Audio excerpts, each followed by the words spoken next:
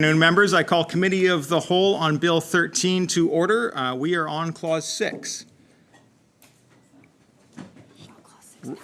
Shall Clause 6 pass? Recognizing Member Kelowna Mission.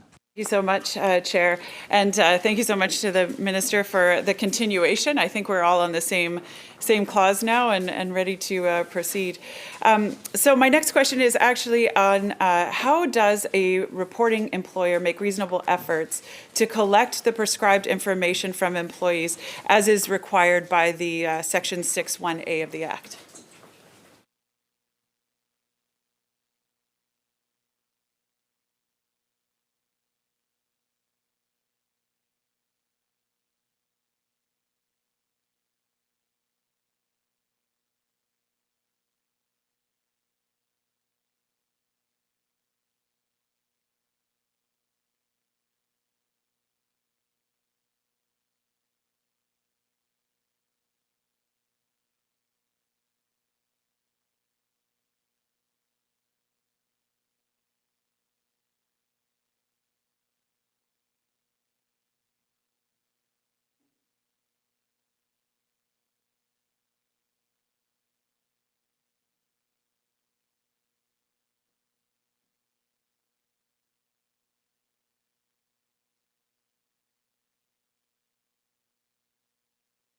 Minister. And just to start, I just want to introduce staff that's with me. Asha Bhatt is the Assistant Deputy Minister from the Gender Equity Office, and Alison Dudley is the Executive Director for the Gender Equity Office. And so employers will be required to collect gender and other prescribed information from their employees to complete the reports. However, employees will not be required to provide the information, and while the employer must attempt to collect this information from employees, disclosure will be voluntary on the part of the employee in order to protect their right not to disclose sensitive aspects of their identity if they choose not to do so. Protections under FIPA, the Freedom of Information Protection and Privacy Act and Personal Information Protection Act, will apply to the employee personal information. And the Public Transparency Report will only display aggregate information about the pay gap with individual employers. The reporting tool, it'll be designed to ensure that individual employee information is masked. And if there are less than 10 employees in the group that is being reported on, that information will also be masked to ensure privacy for the individuals. Member. Thank you, Chair, and thank you, Minister. My question was actually on the reasonable efforts. What does reasonability look like on the part of the employer to actually collect the information?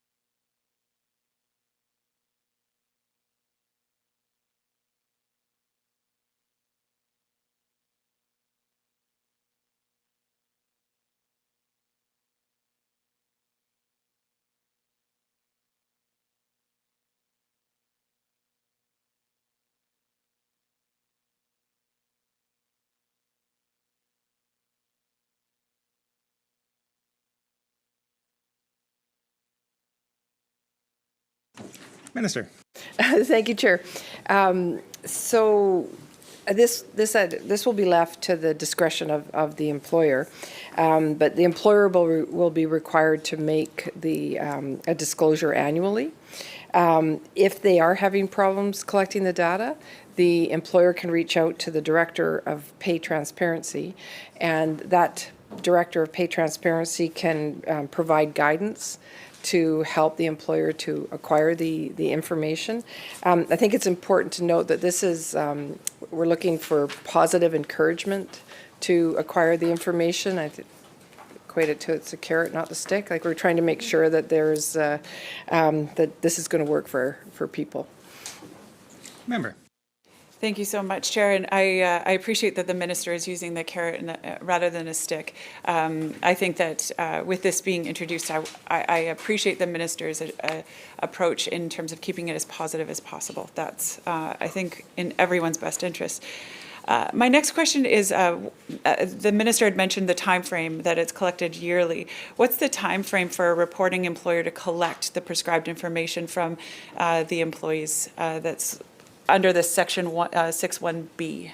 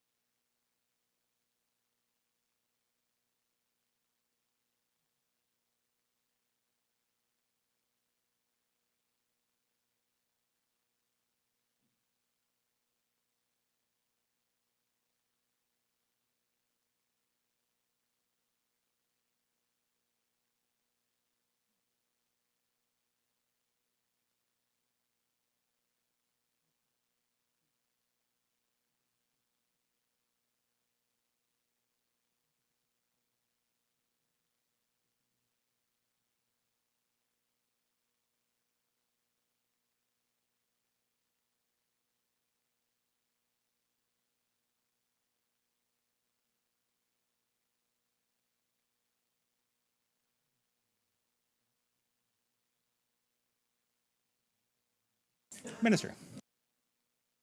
In January, the employer will look at their organization and determine if they have enough employees to, if they need to report. They are required to have their report done by November, and then the report is released prior to the year end. It's up to the employer to determine how they proceed in order to meet the guidelines. Member.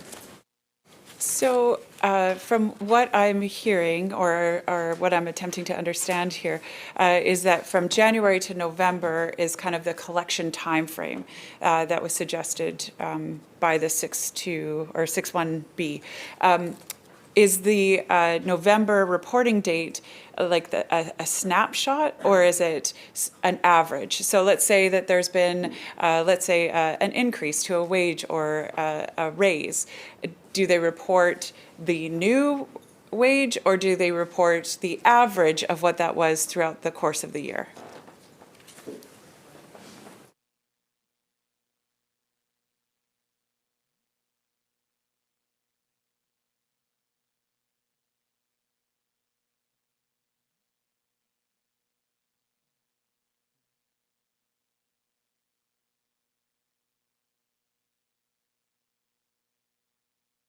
Minister. Thank you, Chair. This will be determined by the regulation.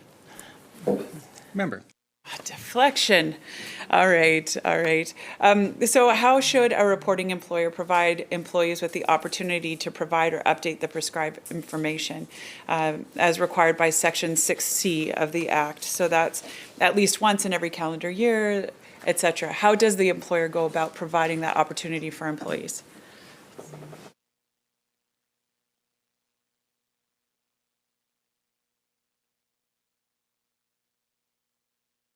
Minister. That is to be determined by the employer. We want to make sure we give flexibility to the employer so that this can be done in a way that works.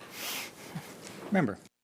If the employer chooses to just collect that data off of their human resource software, et cetera, how would the employer go about making sure that the employee wants that disclosure?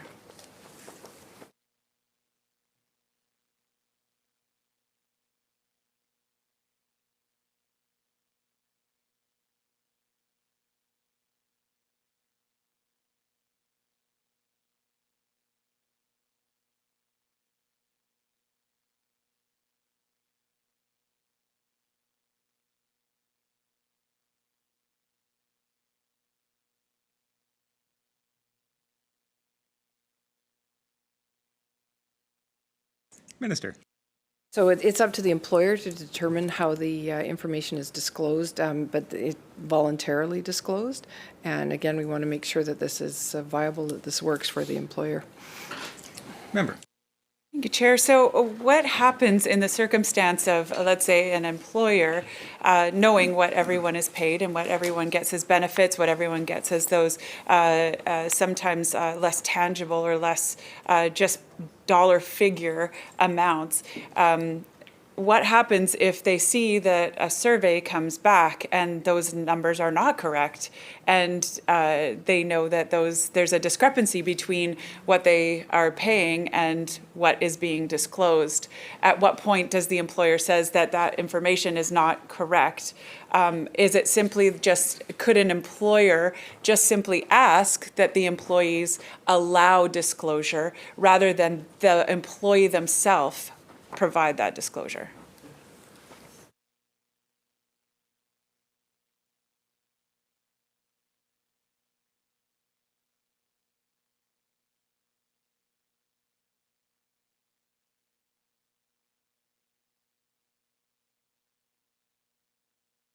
Minister. Thank you, Chair. So it is up to the employer to determine that, and it's up to the employer to determine the most, expedient way of an efficient way of getting the information.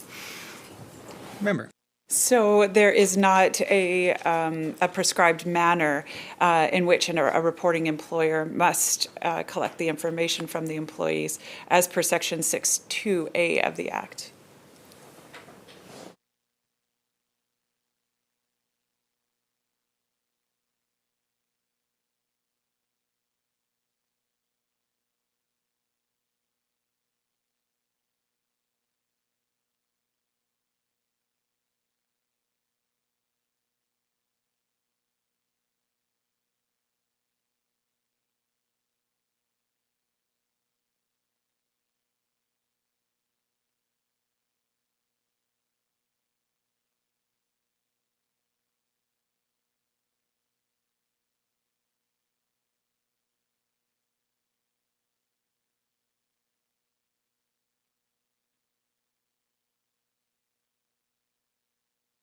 Minister.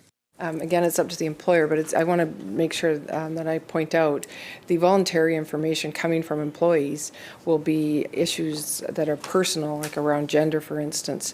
The employer will have access to all the information around payroll and what people are being paid. So it is the voluntary information is around personal information that an employee would disclose. Member. Thanks, Chair. And to the Minister, could the Minister then describe what all of the voluntary information is that will be collected, and what the employer, I guess, involuntary information would be?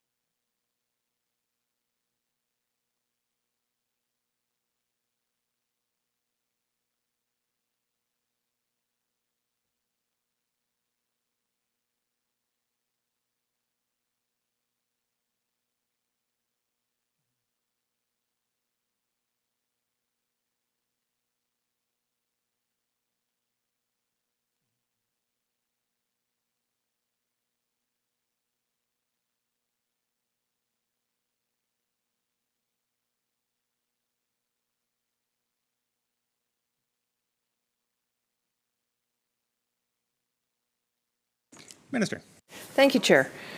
So it is a much shorter list. So it is, right now, reporting employers can ask, employees can disclose gender.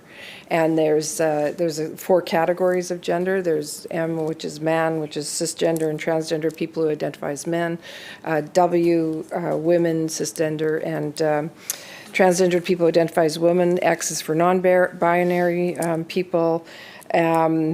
People who don't identify exclusively as a man or a woman, including but not limited to two-spirit, agender, or gender fluid as examples. And then there's a U, prefer not to say or unknown. This is for this bill right now. This is what people will be asked.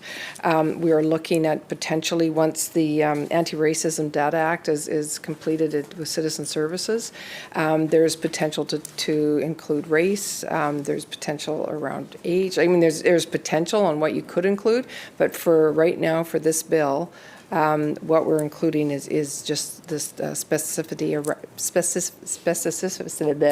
you know what I mean, the specific issues around gender. Okay. Member. Thank you. And, to the minister, one of the reasons that we were waiting as long as we did wait for this pay transparency bill was to collect different information on some of the other aspects of gender that might weigh into pay. Is there not then meaningful data that will be lost by identifying men or the women categories as both trans or cis? Like, should there not be further categories to actually identify whether it's a trans or cis woman, to understand if there is further discrimination towards certain genders?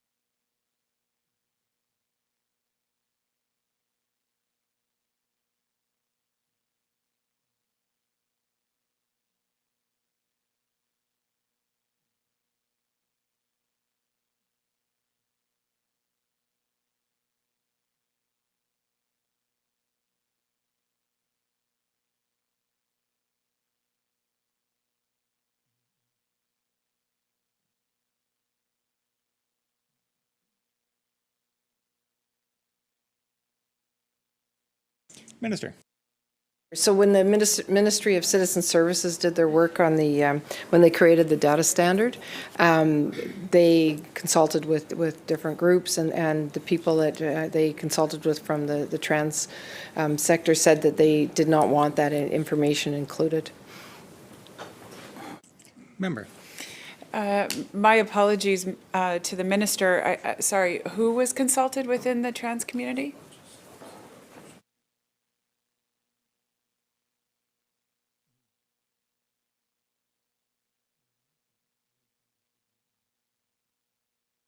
Minister.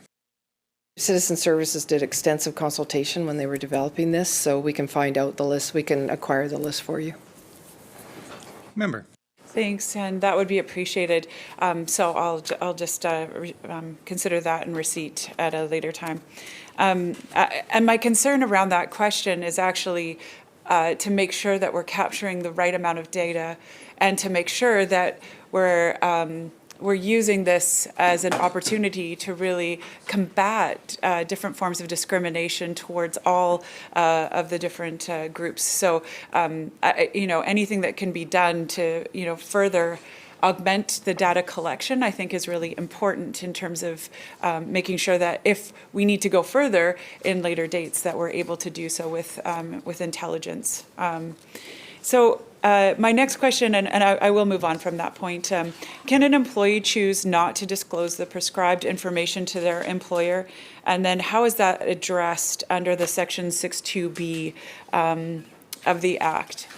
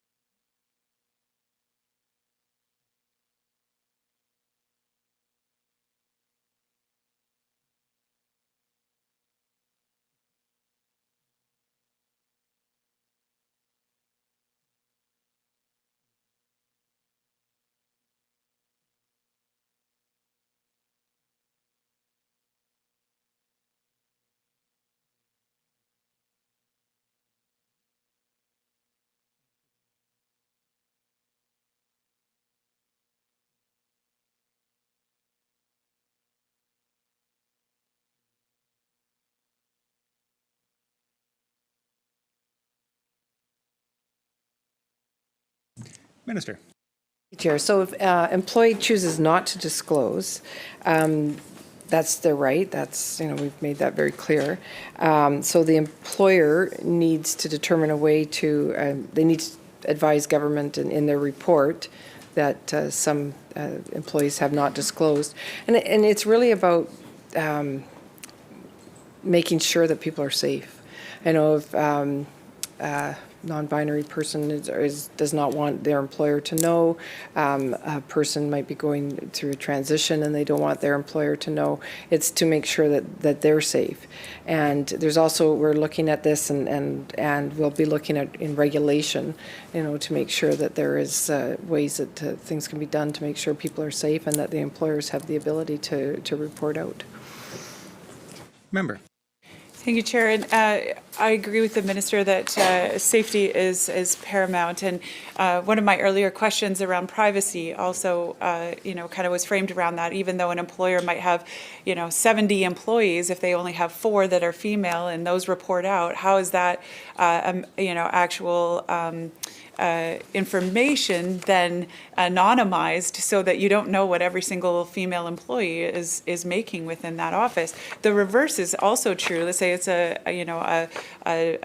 GP's office where, there's only 1 or 2 men that work within the office. And how is that kept aggregate instead of actually being able to single out? So I fully agree with trying to do it in a way that creates safety and around that.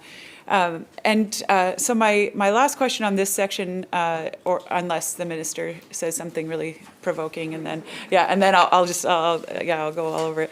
But is actually around, is the employer, do they have any responsibility to ensure that the prescribed information collected from the employees is accurate and reliable? And if so, what is that responsibility?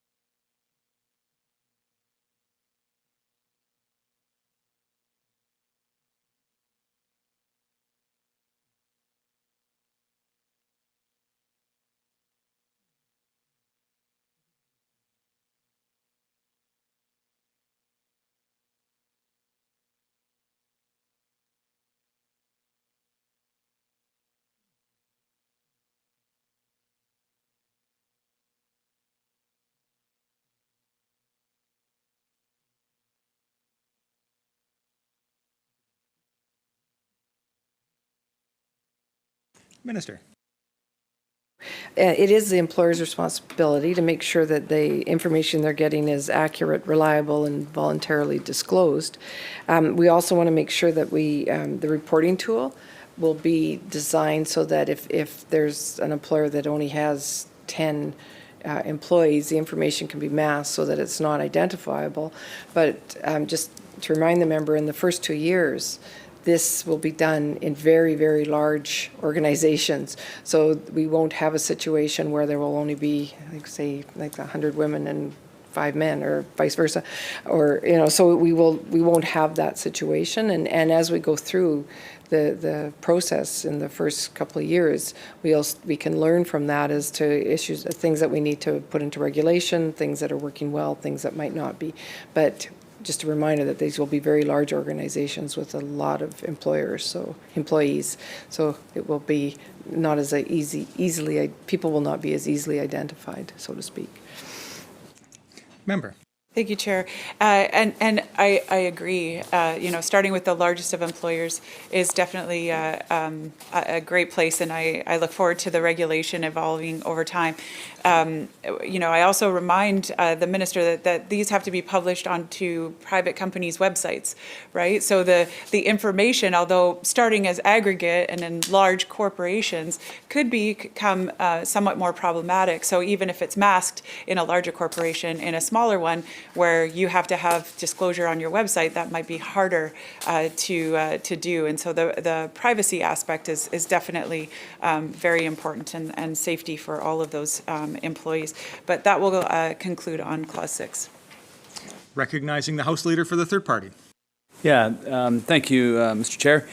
Just through you to the Minister, in a lot of the responses in the exchange, the Minister responded with that it's up to the employer.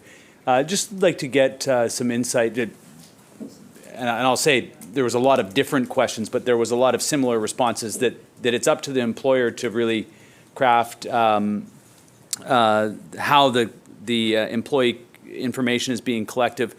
What was the decision to take the approach that it's up to the employer rather than creating kind of a more prescriptive approach in this data collection?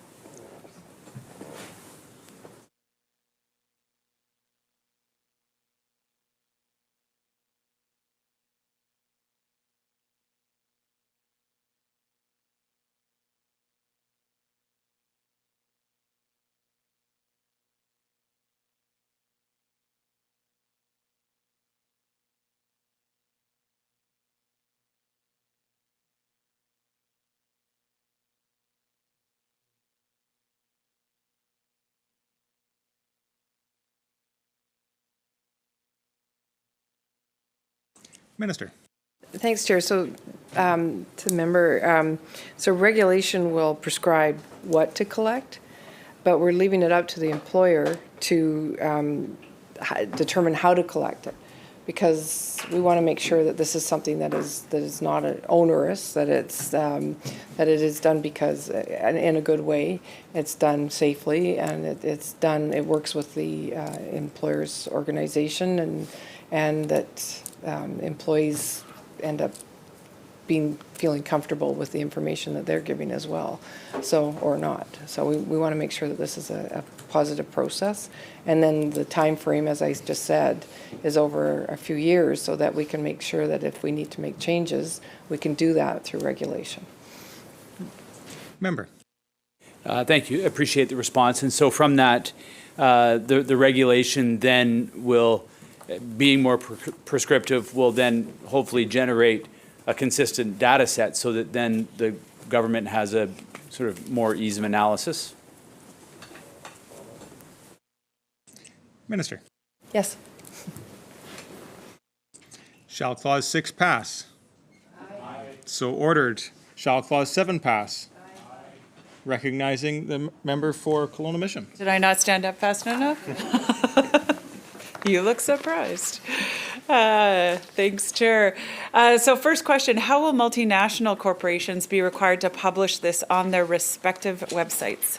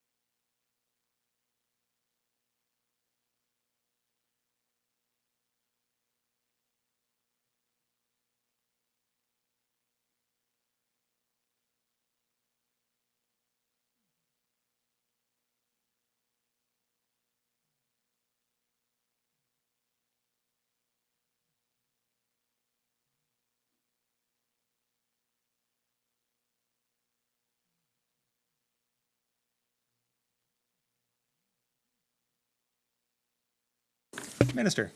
Thank you, Chair. So a multinational company operating as an employer in BC will be expected to post its pay transparency report on its website. It does not have to be a BC-focused website. Multinational companies are already adapting to new transparency requirements from other jurisdictions. For example, the tech firm Cisco, CISCO, has created a page on its international website where it houses pay transparency information required by other jurisdictions such as the UK. So we're committed to working with employers to ensure that this information is readily available for employees in BC. Member. Does the minister think that there will be a difference between, let's say, a multinational, maybe not one like Cisco, who's taking that ESG component very seriously and really moving the dial forward, but perhaps a different corporation that wants to somehow bury that information deep within its website and all 180 pages of it, versus a corporation that maybe only has a landing page? Where would that corporation then put that transparency reporting?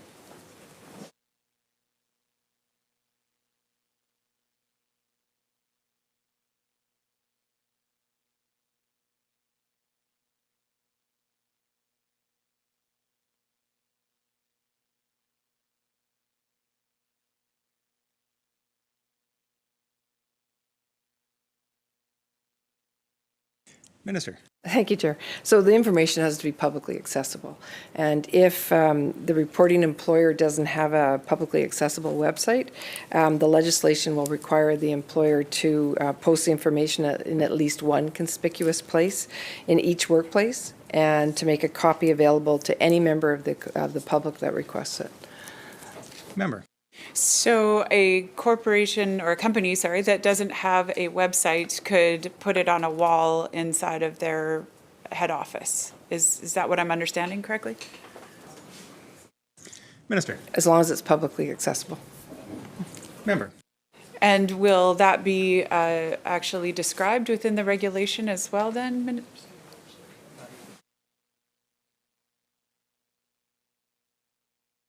Minister. It's actually in the legislation, and we may provide more guidelines through regulation.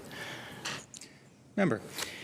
So will the regulation then describe how publicly accessible is defined?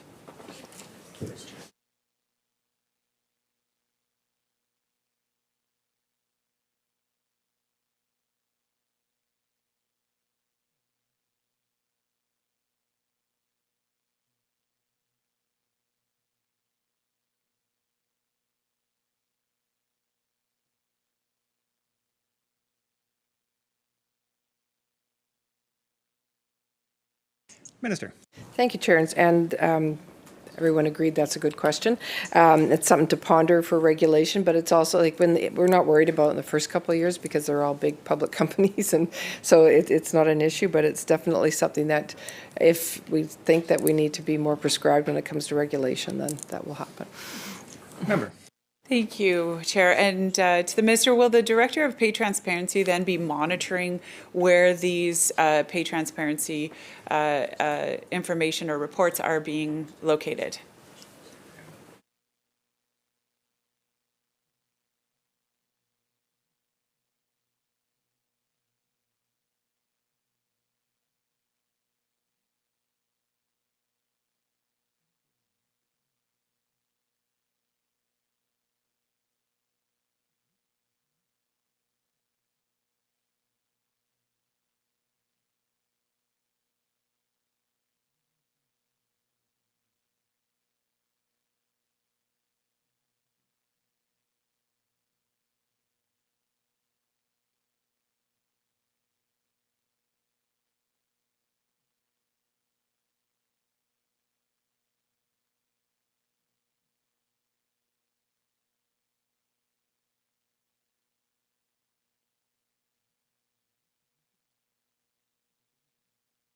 Minister.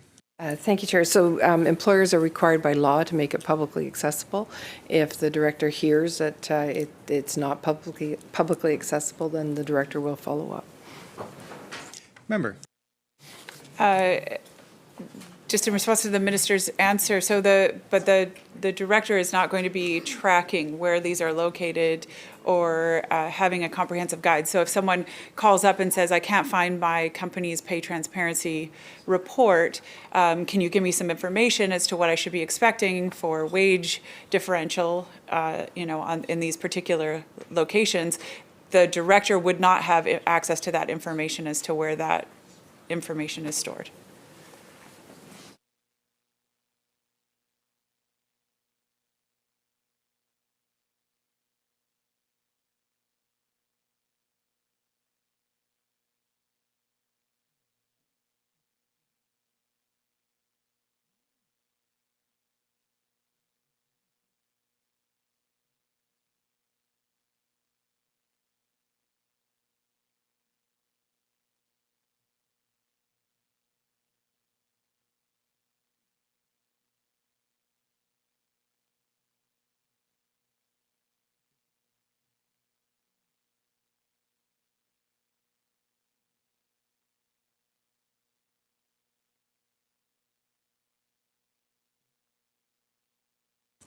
Minister.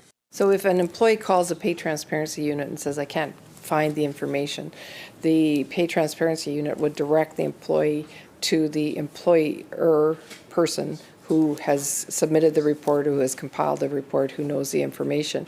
If then the employee calls again and says, I'm still not getting the information, then the pay transparency department would follow up with the employer to find out why the employee is not getting that information. Member. Okay, I'm going to leave that for just a second and possibly come back to it. Would a multinational firm be required to establish a new URL just for publishing this report? The minister gave the example of Cisco that has a whole section where these reports are located. Will multinational firms be required to do the same?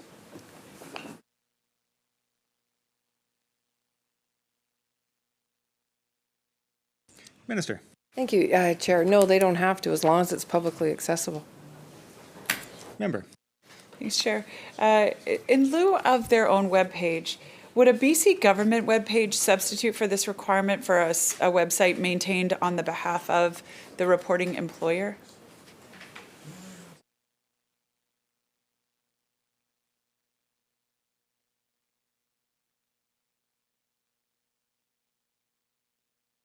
Minister. Clarify the question. Is the member asking if the BC government would maintain a public website that all employers would report into and that everybody can access? Member. Actually, it's going to go there eventually, but not just yet.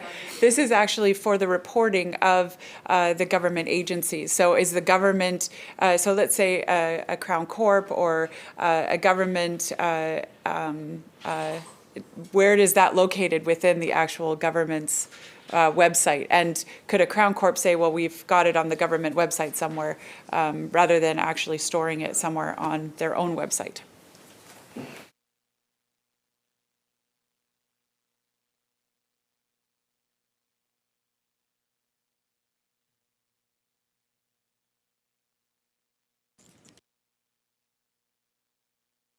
Minister. Oh, no. If ICBC will have to put it on their website, BC Hydro has to, all the crowns have to put it on their own website. Member. So now let's go back to the other aspect of where you thought the question was going to go. And let's ask, did the minister ever consider the benefits of providing a centralized registry or database where people could look up their employer or look up even their industry? Because perhaps they don't want to go to their employer. Perhaps they're actually looking to make a job move. And they know exactly what their employer pays because they're currently being paid by them. There are other jurisdictions where this currently exists, especially in the UK. Has the minister thought of that or considered it?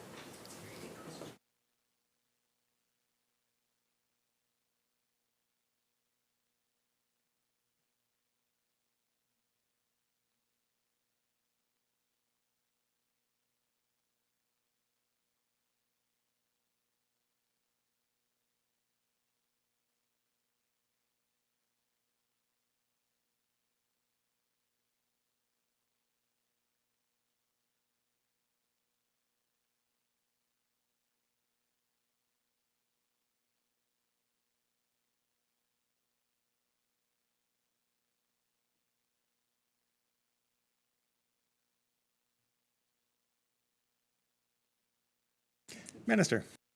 Sure. So at this time, the only jurisdiction in building a centralized registry for pay transparency, pay gap reporting, and is Canada, the federal government in all of Canada. So they've been working on this for some time now, and they haven't publicly launched it yet. Building a standalone registry for BC would take considerable time and funds. So we're approaching this quite cautiously, and instead we've been actively speaking to the federal government to see if whether it would be possible to partner on the registry. So we actually have national standards as well as provincial standards. But once they've successfully launched theirs, so they're willing to consider this, and they want to make sure that they need to get their registry up and running and making sure that it's running properly before they start engaging the provinces. So right now, I'm requiring employers to self-report on pay gaps. It's the simplest and quickest way to ensure that we can get this information out to BC. But we're also collaborating with Statistics Canada to get access to provincial, regional, sector level and intersectional pay gap statistics in BC through their labour force survey. So this information gives us the kind of system level and sector level data that the BC Human Rights Commissioner has been advocating for, and we're looking forward to sharing it in our annual reports and putting it on our ministry website. Member. Thanks, Chair, and thank you, Minister, for that answer. So I understand that it's a cost and a complexity sort of constraint at this point. I think that perhaps relying on a federal database is great. Although if we rely on other federal databases that kind of give us hindsight information 2 years in the rear view, so hopefully it'll be a little bit more real time than that. And my concern around this Section 7 is just the enforcement aspect of it as well, right? The information is only as good as it is accessible. And if a particular employee has to go to 14 different employers or potential employers and try and look up all of their different information, it can be quite cumbersome and quite onerous. So how will this section of it being publicly accessible and usable be actually enforced?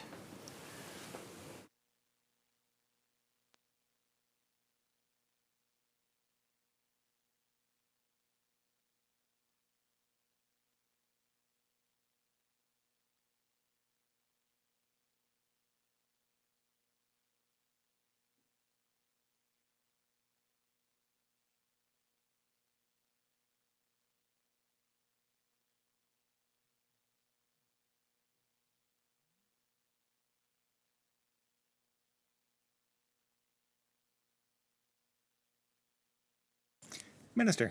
Thank you. So it's required under legislation, and if any complaints can be directed towards the Director of Pay Transparency. But to the member's previous question or comment, I would say that if every organization has the information on their website, nowadays it doesn't take people long to sit at a computer and go to different websites and look up the information and say, actually, I do want to work for those people because they pay better than those people. So I think it would be something that people will start to do fairly regularly. Member. I love the minister's hope. I'm going to choose to be inspired by it. My next question is, are there any penalties for bad faith actors who hide or conceal their reports on websites or in hard copy? Minister. Not at this time. It's something that we'll consider within the 5-year review as we roll it out into more and more employers.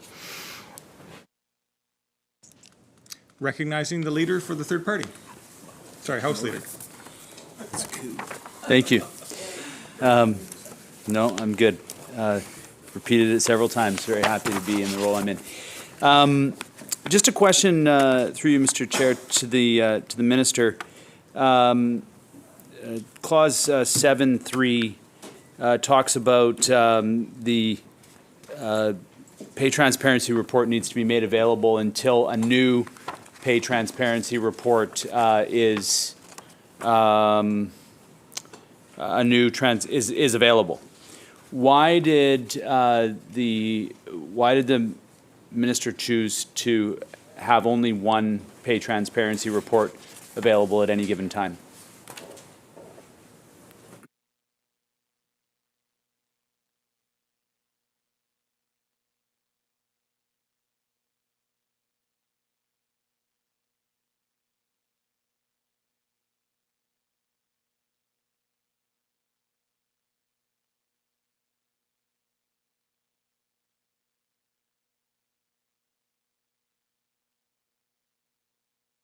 Minister.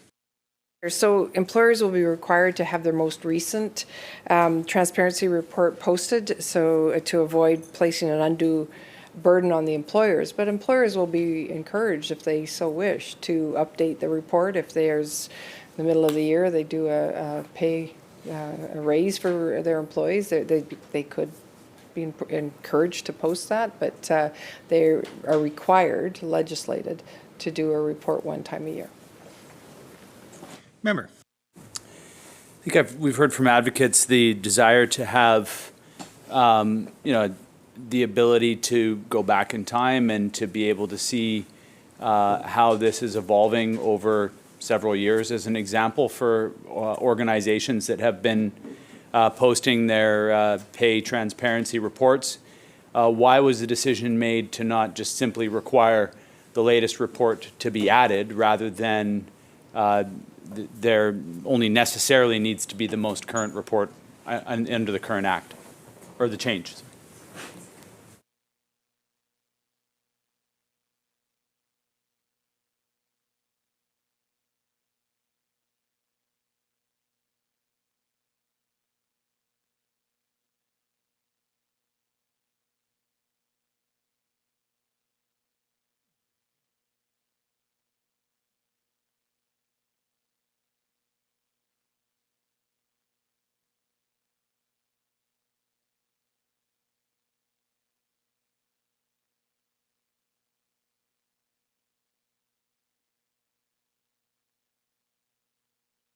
Minister.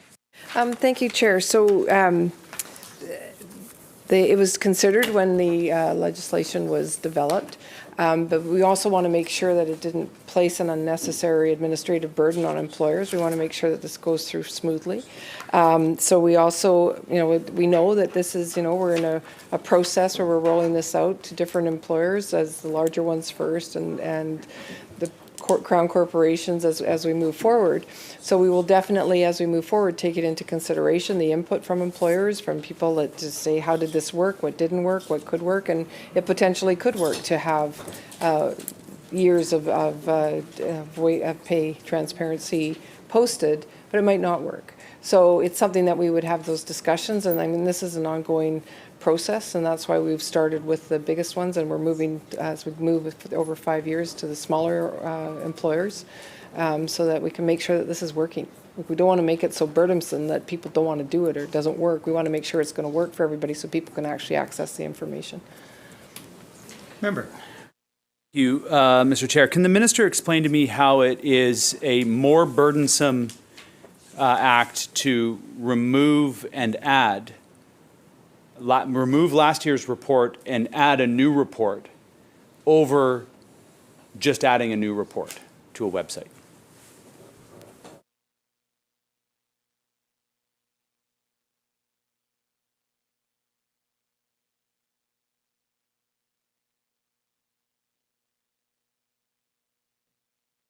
Minister.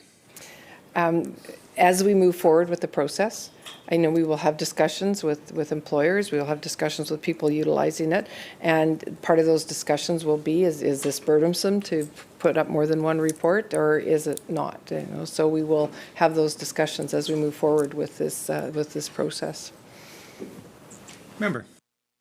Thank you. So somewhere along the line, a determination was made that we were going to be having a less burdensome approach, and that was the justification for having only the most current report available on the website and made available to the public.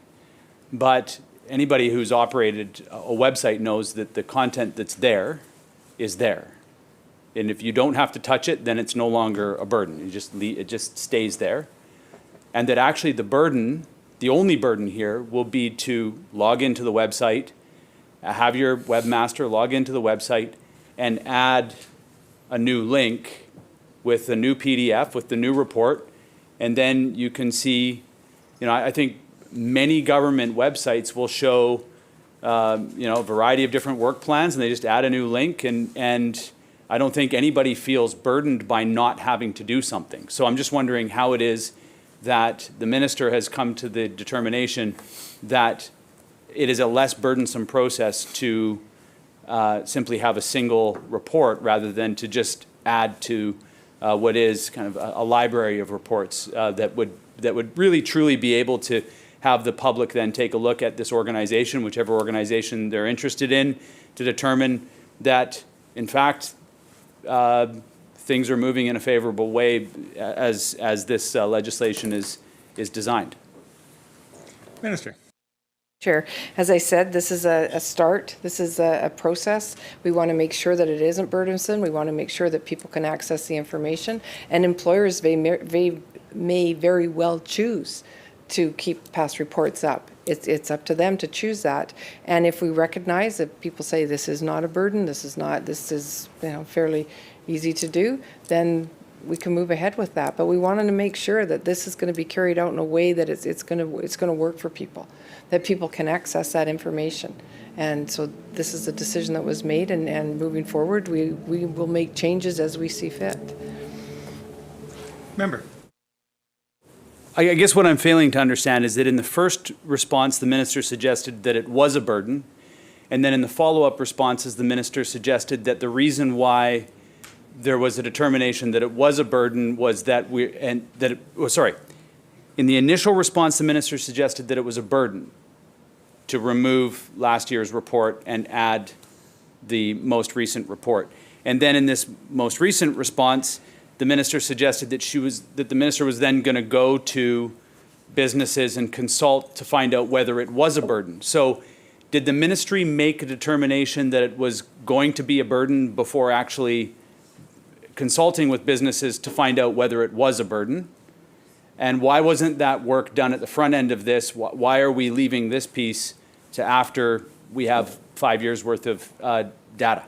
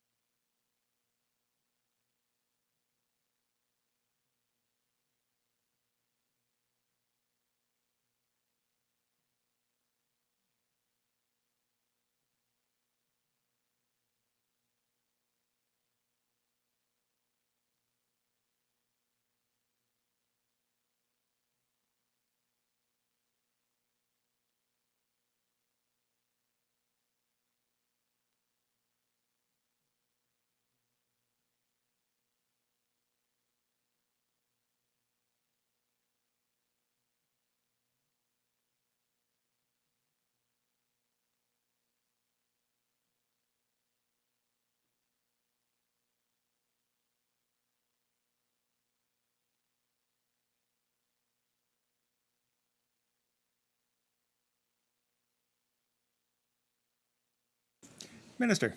Thank you, Chair. So extensive consultation was done prior to this legislation being written, as it's being written. I mean, it was done to, that extensive consultation helped to develop the parameters around the legislation. And I remind the member that this is a place to start. And what I have been saying is we feel it's the least administrative burden for employers. I said it could be a burden, not that it would be a burden. I said it could be a burden. And so that is what we're working towards, to ensuring that it is not, that it is a process that can be done in a way that ensures that people can access that pay transparency information if they want to get it. They can acquire it, because at this time they can't. Some employers are only too happy to share information, and some aren't. So it could be burdensome to employers. We want to make sure that this works. So this is, and we, as we've said, and I have said since we started today, and I said it when we were doing this before, that in the first few years, we're going to see how this rolls out. The pay transparency legislation or department is going to continue to work with employers, with employees, with the groups that they've been consulted with, to see how it is working, to see what needs to be changed, what's working well. So it's all about making sure we can get that transparency out there. Member. Thank you, and I appreciate the minister's consistency. I have heard repeatedly that this is a first step. I've also heard that the goal of this is to ensure that there's a minimal burden on employers, which I understand and I respect. But also in this process, in choosing to take these only a first step, it's very clear where the burden is continuing to be carried. The burden is continuing to be carried by women, gender diverse people, immigrant workers in our society. That's who continues to carry the burden as this government decides to take these nominal steps, these first steps. 21 years, 22 years after the previous version of this BC NDP government was prepared to take pay equity steps to do the work so that the burden wasn't being carried entirely by those demographics. And so I understand the decisions that the minister has made here to go with pay transparency. We don't agree. I don't agree that this is the appropriate approach to be taking in 2023. I'm baffled that this is the approach that's being taken by a Social Democrat Labour government, frankly. I was expecting there to be not just the first step, but maybe steps 2, 3, and 4 as well, to ensure that we have pay equity in our society. As someone who has managed a website for a long time, I can assure the minister that it is far less a burden to do 2 steps than it would be to do 1 step. It's at least half the amount of work to just add a link with the new pay transparency report on it. In fact, the burden is then put on, you know who the burden is going to be put on? It's going to be put on anybody who's keeping an eye on these organizations. It's going to require them to go every year and download the latest transparency report, and then to be able to put all of those together, because if there's only 1 year's worth of data available, it's going to be very difficult to A, get accountability, B, to be able to track what the progress is over time. What are the trends in these organizations? If you only have 1 report available at any given time, the burden will then be put on the researchers. It'll be put on the social science researchers that are taking a look to understand just how effective this has been. Whereas if each organization was required to just simply add the latest report, create a library of pay transparency reports, we have the ability for people to not have to chase those reports down. The extra steps, the burden, is being put on the worker, the burden is being put on the researcher. And I respect the fact that the minister is trying to limit the burden on the business, but it's actually more burdensome for the business, again, to do 2 steps instead of 1. So I'm not sure why this decision was made. The defense of it doesn't make any sense. I've managed websites for a long time. Why is it that the government decided to not collect reports And so if the goal was to not be burdensome on the business, fine, I respect that. There's been a lot of burden put on business in our communities over the last few years. We've talked about those. The Chamber of Commerce has been talking about the burdens that this government has put on small business owners as an example, and even medium-sized, large businesses. Why is it that the provincial government isn't collecting these reports and having them available on a publicly facing website that's managed and hosted by the provincial government? Why are we not taking this burden on?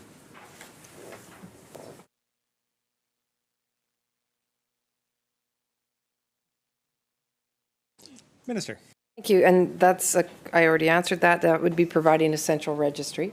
And at this time, we're looking at collaborating with the federal government. The federal government's the only jurisdiction in Canada that is actually developing a central registry. It takes time and funds to be able to do that. We are talking to them about collaborating with them. They're very interested in that. We will have national standards on the website. So that's a direction we're moving in. Member. To the best of the minister's knowledge, are there any other such central registries of data that's kept by the provincial government on other topics in other areas in government?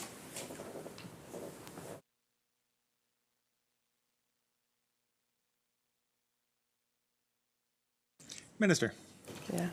I'm not aware of that at this time, so I'll have to get back to you with an answer. Member. Okay, great. I think we've exhausted this. I arrive at a very challenging spot here in trying to understand how it is that that we are going to have more accessible information by not requiring businesses to simply create a library of reports. How it is that this is going to be, how this is acceptable to basically shift this burden onto everybody else when actually there actually is no burden. So I'm going to move an amendment to Clause 7. And essentially this so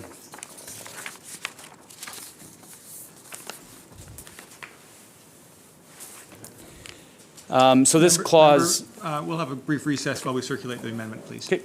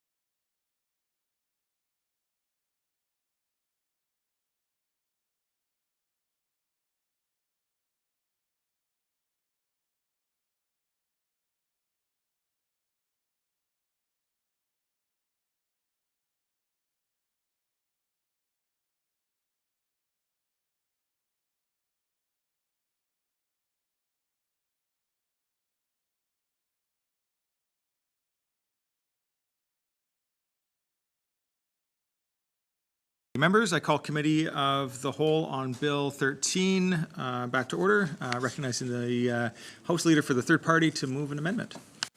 Thank you, Mr. Chair. Thank you for this opportunity. I think through the discussion that we've had around Clause 7, I think I've highlighted pretty clearly that I feel that that the idea that it is less burdensome to simply add another link with the next report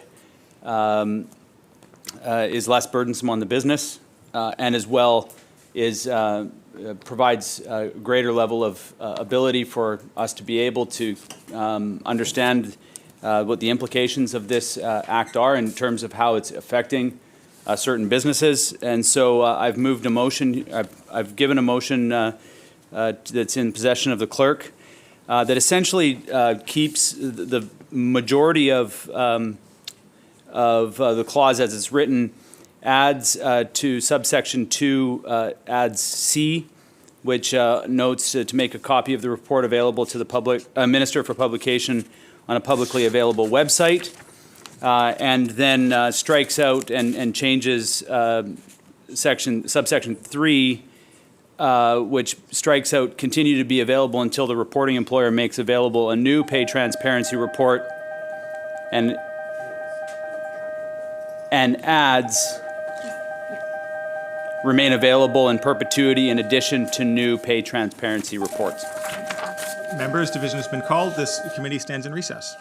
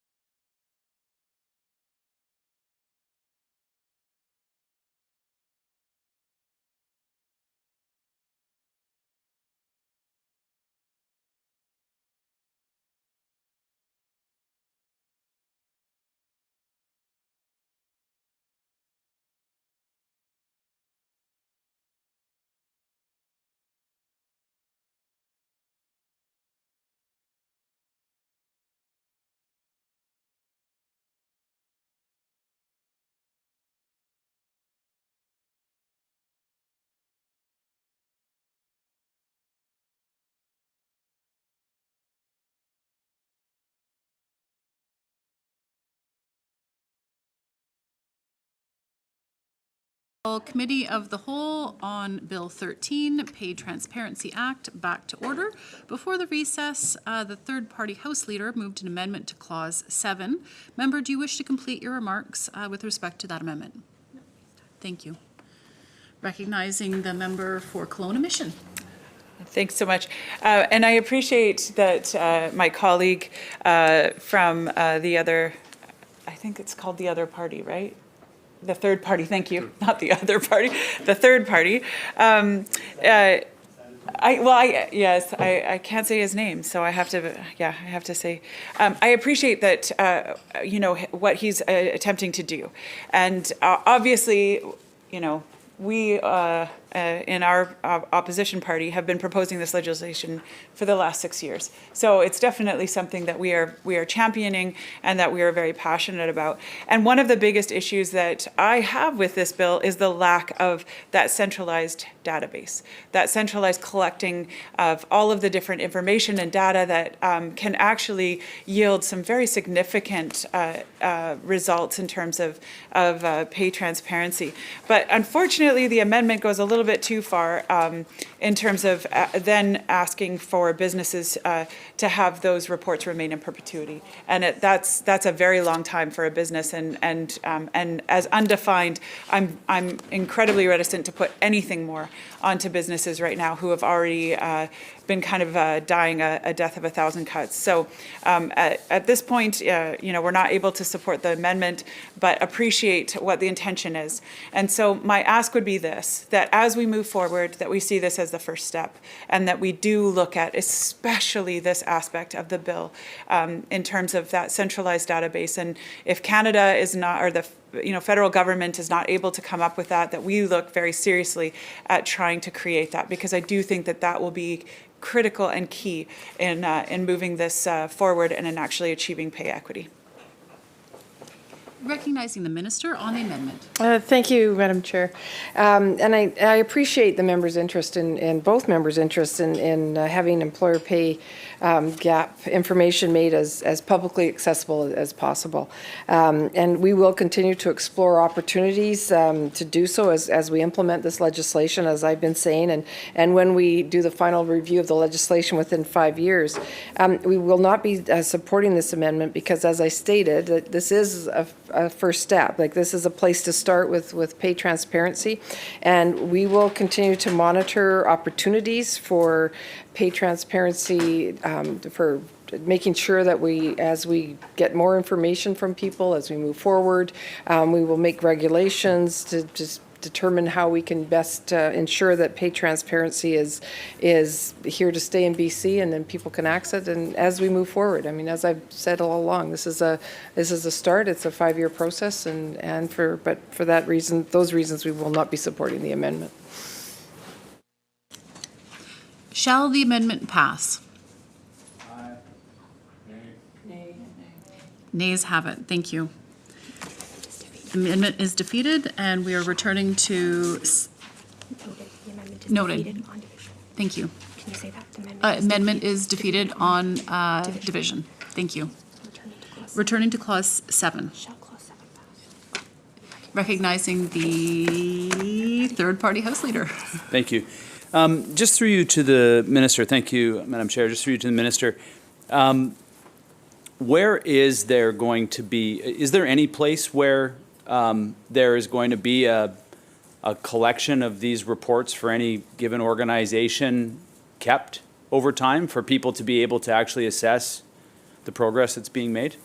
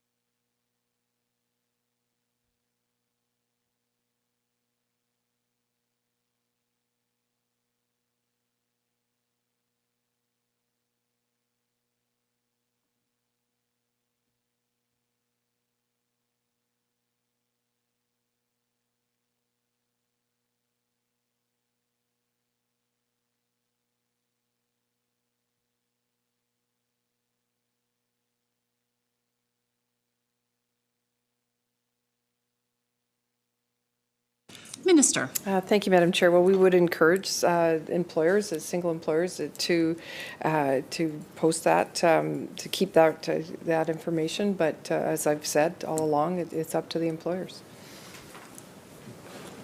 Member. So just to be clear then, there's no place for a graduate student at the University of British Columbia to then take a look at an employer of their choice and then to be able to analyze over, let's just say, this first 5-year period, which is the period in which it will pass before this act is then reviewed, or this legislation is reviewed. There's no place then for, other than for that student to go every year to be able to download the reports and maintain their own library. Then there's no place that information, the progress, will be tracked or available for the public.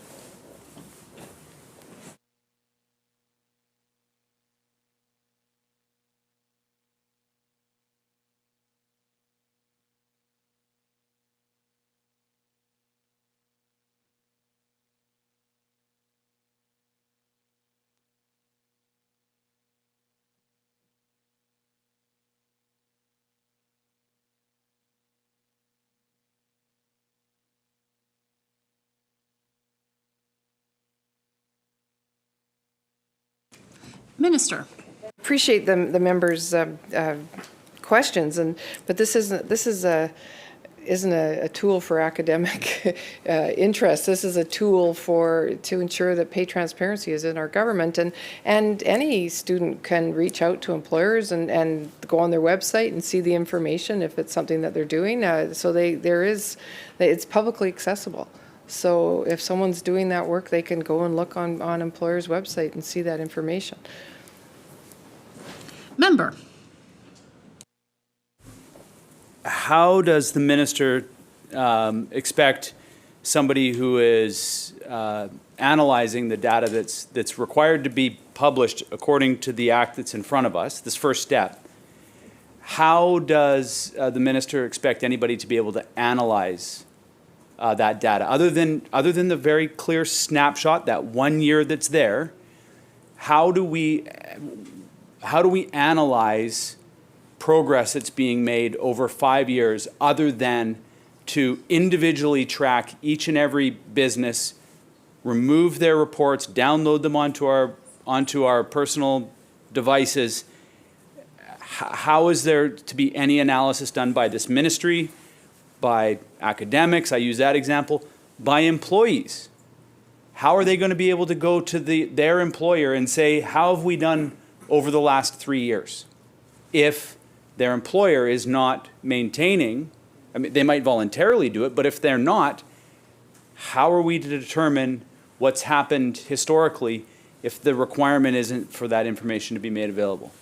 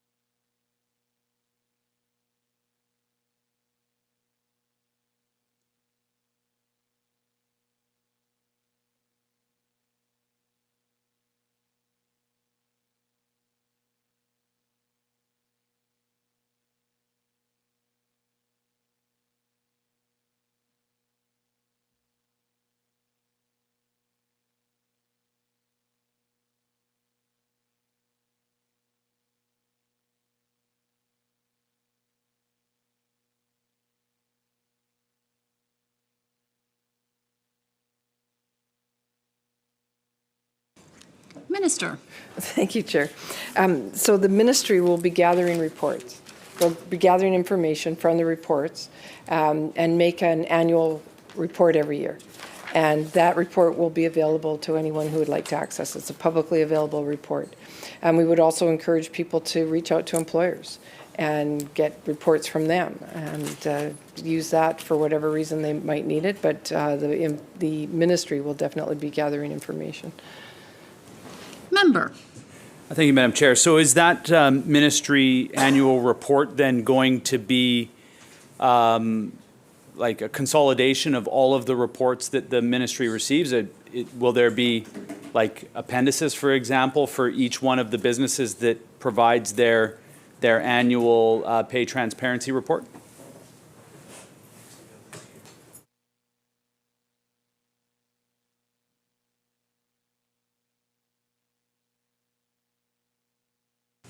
Minister.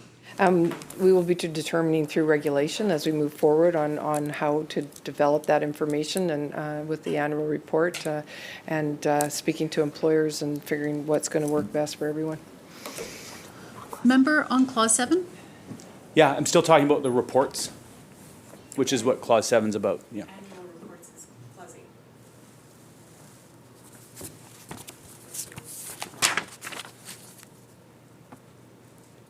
Outlines access to pay transparency reports? Access to pay transparency reports? Yeah, so, That's what I'm asking about. okay, so 7 is the individual company's pay transparency report. 8 is the minister must publish by June 1st of the calendar year the pay transparency.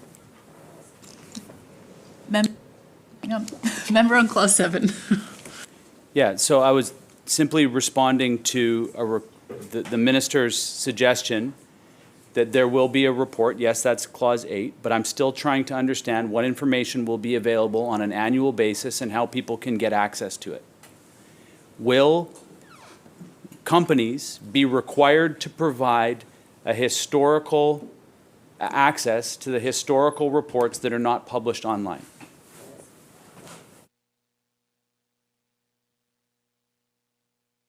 Minister. Thank you, ma'am. No, they will not be required by this legislation. Member. So again, the minister responded to my request about how it is that we're able to get access to historical information with Ask the Company, but then there's no enforcement of that. There's no requirement for them to provide it. So we end up at exactly the same situation that we began at after the minister pretended like there was a response, but pretended like it was an answer. Wasn't an answer. If the companies are not required to provide these reports, then asking them doesn't actually get to a person 3 years from now wanting to take a look at the businesses that they're applying for, and they've got several options in front of them, and they want to know not just where this company is at today or where it was at in the last fiscal, but where this company has been and where they have come from and where they're at today. Is this a company that's progressing? Is this a company that is stagnating? Without access to this information, with no enforcement requirement for the companies to provide the information, I understood the small step that is being taken with this pay transparency legislation was to create the social conditions for us to move from the situation that we're in today to a situation where people who are not currently in an equitable situation are in a more equitable situation. But if there's no enforcement, if there's no requirement, if there's no ability to track, if there's no ability to understand what the data from these individual companies are producing, then there is simply a single annual report that gives you a snapshot in time. This is the whole point that I'm getting at with this line of questioning, is that all we're doing is giving a single snapshot that this is where we're at. And so I continue to find this section to be completely inadequate to the accountability and the transparency that this legislation is requiring. Why did the minister not choose to simply require the companies to provide the information? If it was too difficult to to post it on the website or just to actually leave it there, not even to post it. All it is a matter of leaving the information on the website. That's why I was pointing out earlier that it's actually half the steps that this legislation is going to require. This legislation is going to require a business to remove one post and to add another one. That's 2 steps. Leaving it there is just 1 step. Why did the minister choose not to require companies to provide access to those reports if a person who is interested in working for them or works for them requests it? Minister. Thank you, Chair. I believe I've answered the question already, and the member's referring to his amendment that was voted down. Thank you. Shall Clause 7 pass? Aye. So ordered. On Clause 8, shall Clause 8, thank you, member for Kelowna Mission. Thank you, Chair. To the minister, how will the information published under this section be sourced?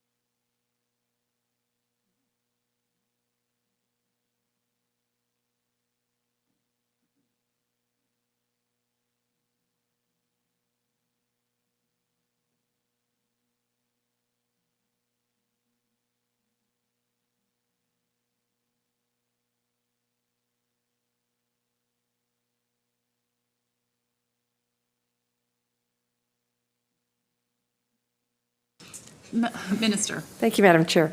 So the annual report, it'll include provincial, regional, and sector level pay gaps statistics that are available to us from the employer reports, but also from Statistic Canada through their labor force survey.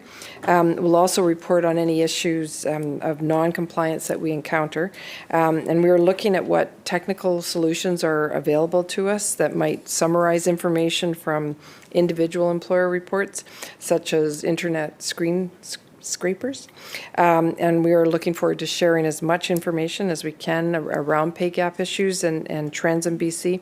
And once it comes time to release the first report, which is in June of next year, because I think people will be gathering data, they'll submit it in November of this year, and then we'll have time to pull it together for June of next year.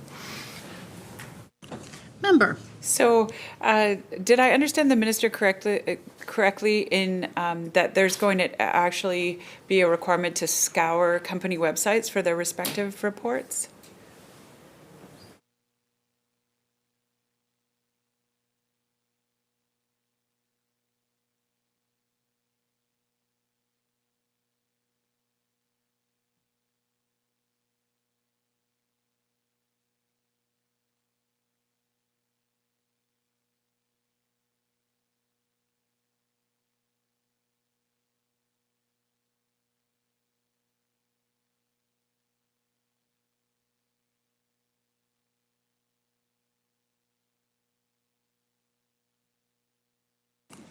Minister. Thank you, Madam Chair. So that's one option we're looking at, but there's also issues, like we'll be encouraging to get reports, but there's also issues around freedom of information that we have to make sure we're following. Member. How detailed is this report going to be?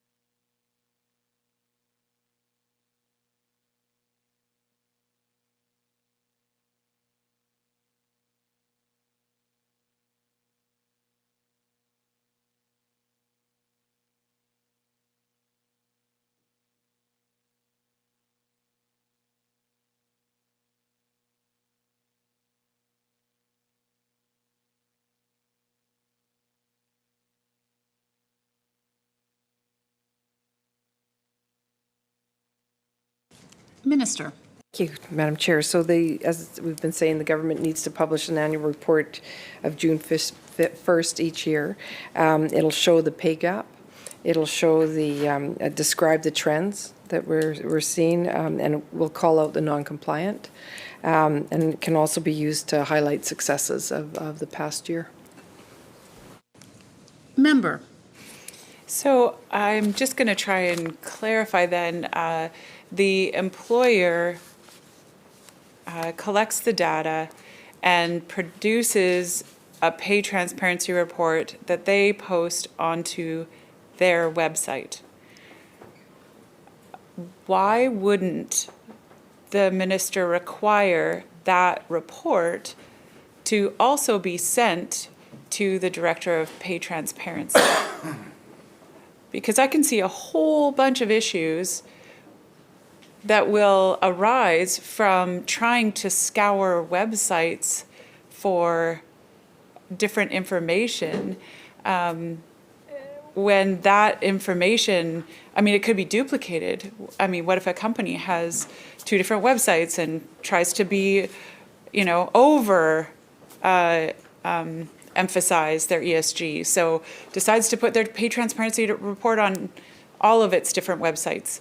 I come from a company where I have 7 different websites. What if I put a pay transparency report on every single 7 of those? Well, if you collect all that data, it's going to be redundant, and it will skew the actual aggregation of that information. So why would the minister not then require that information be sent to the transparency office and aggregated that way?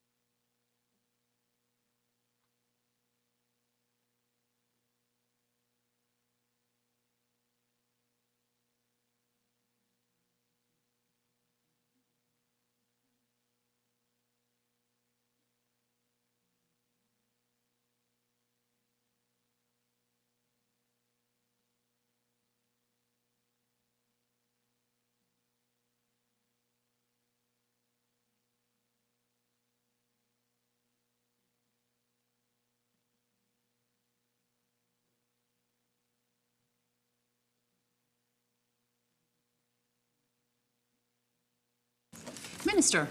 Thank you, Madam Chair, and definitely I appreciate the members' concerns. Had a long conversation, and we're definitely taking this under consideration as regulations are developed. Member. I think that's an almost in agreement with what I had asked. So I hope to see that. One of the other aspects to this that the minister had mentioned was, highlighting some of the positive news stories, but then also talking about some of those that have been non-compliant. But without having all of those reports submitted, it would be very difficult to understand exactly what percentage would be non-compliant or non-reporting. How does the minister, without this, actually anticipate being able to understand how many companies have actually reported?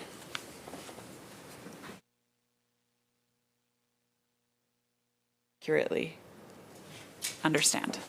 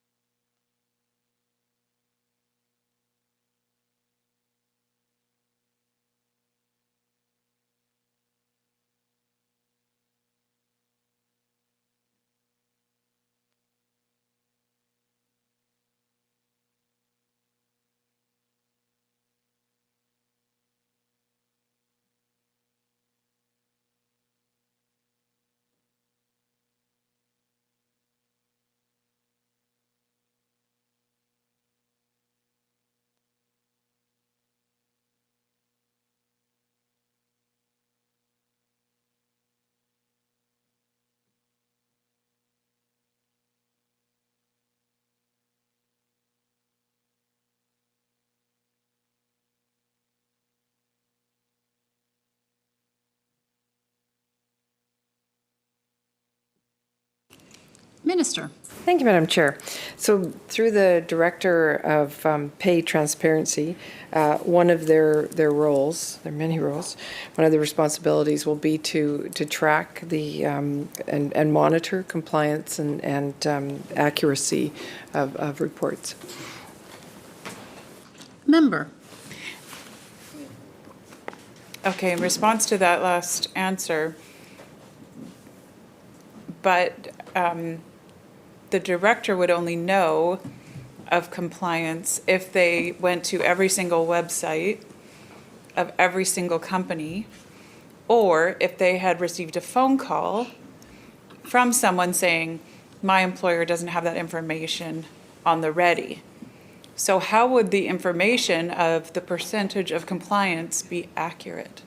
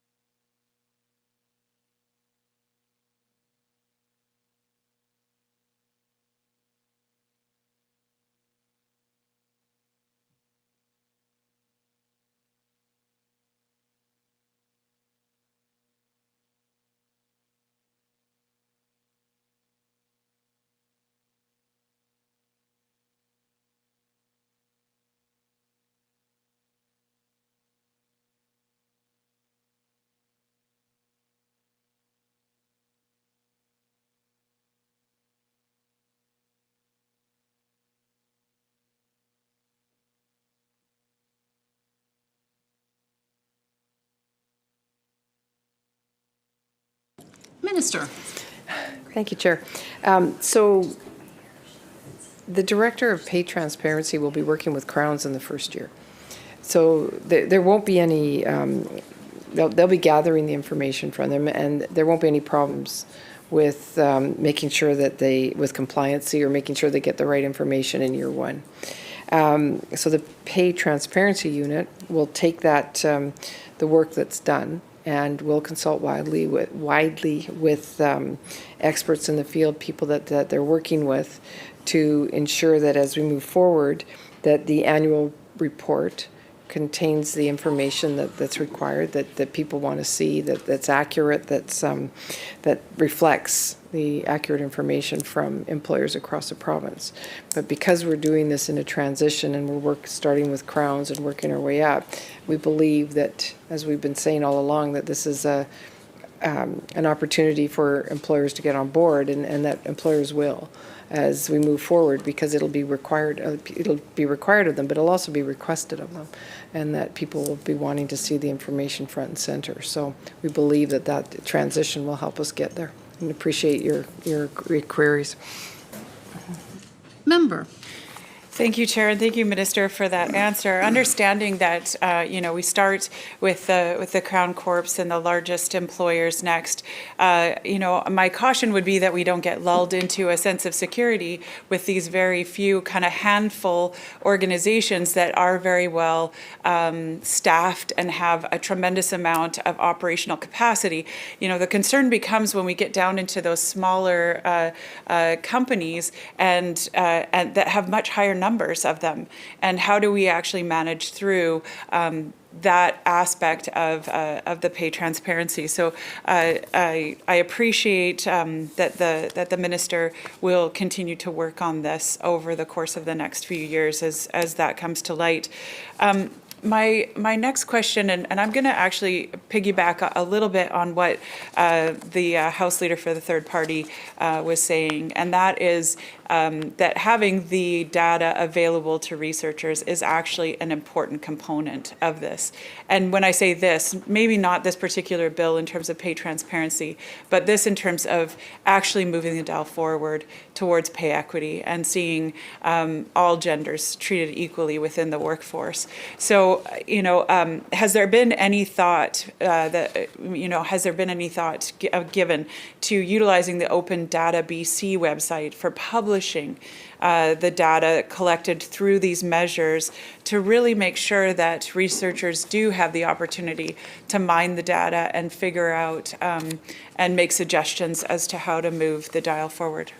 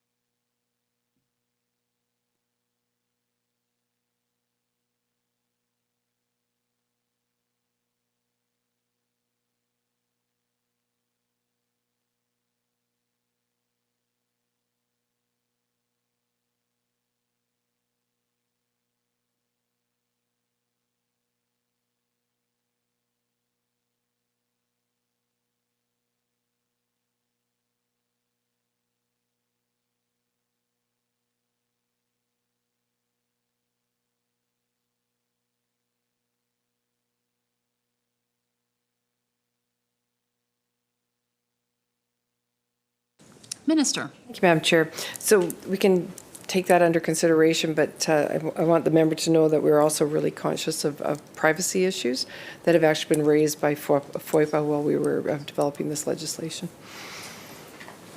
Member.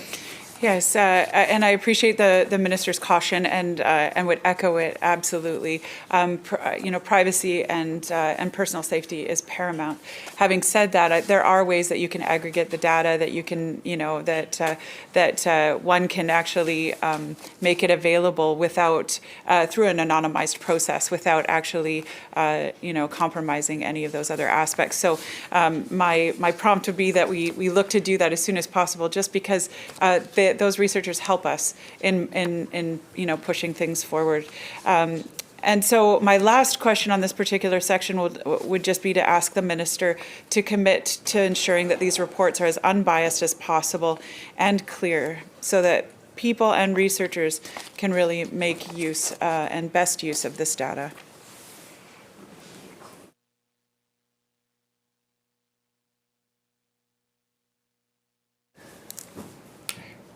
Minister. Thank you, Madam Chair. Yes, that's definitely the goal. Third-party House Leader.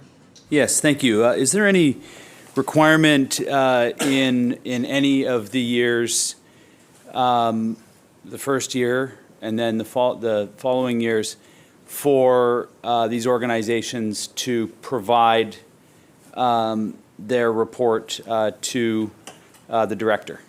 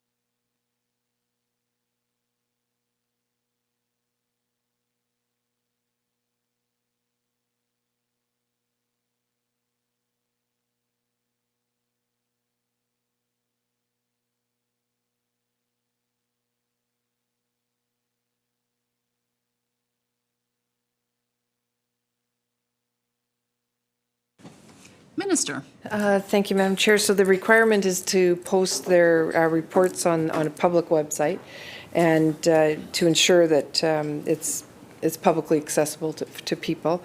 There is no current requirement right now to submit back, but we are. It's something that the ministry is looking at. Member. So the director then has a requirement, or the minister has a requirement to publish the report on June 1st.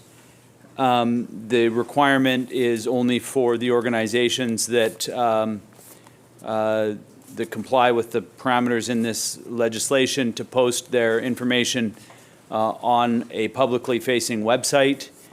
And can the minister explain how then the report from the time that the organization posts it to the time that it's the report is due to be tabled by the minister, what's the process to develop that report?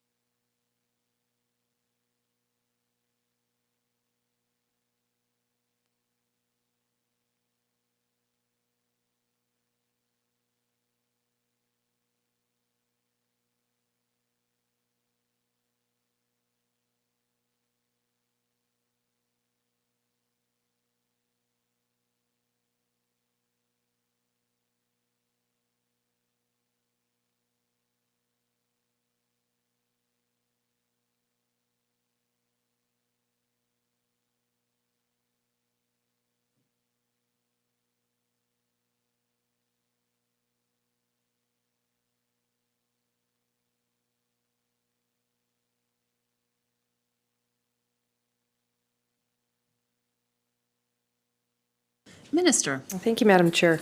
So the first year, as I've said, is because it's six Crown corporations and the Public Service Agency.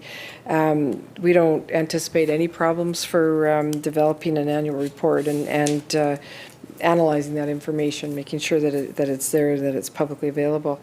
And then the Director of Pay Transparency will investigate opportunities to capture as much information as possible moving forward, taking what we've learned in the first year from doing this with the Crowns and the Public Service Agency. Member. Thank you. What if the Crowns and the PSA don't submit?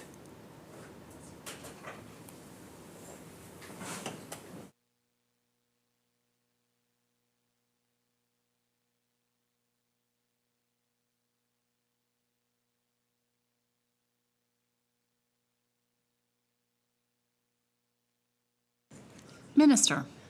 Thank you, Madam Chair. That would be highly unusual, and if the situation came up, the Director of Pay Transparency would follow up. Member. Can the minister explain what follow-up entails?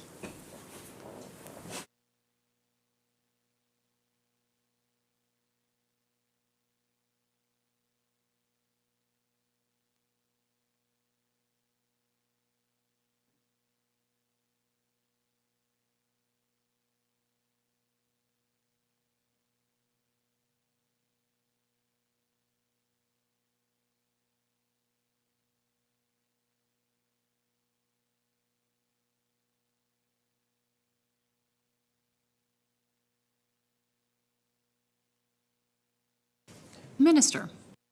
The Director will follow up with the employer to provide information on the obligations under this Act.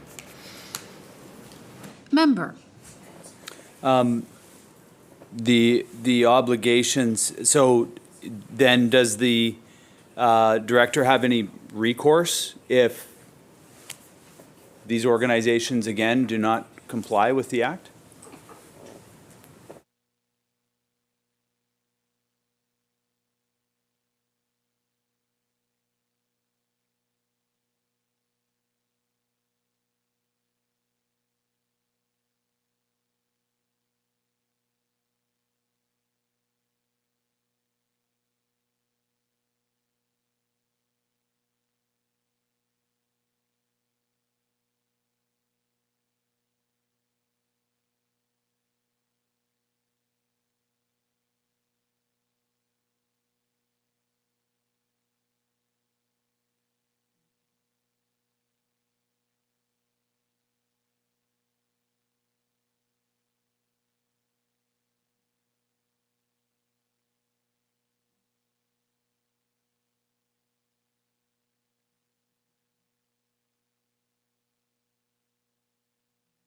Minister. As I've been saying and said when we started this whole process back before the break, this is not a punitive process. This is a process to ensure that people will come on board with it, that people will want to do this.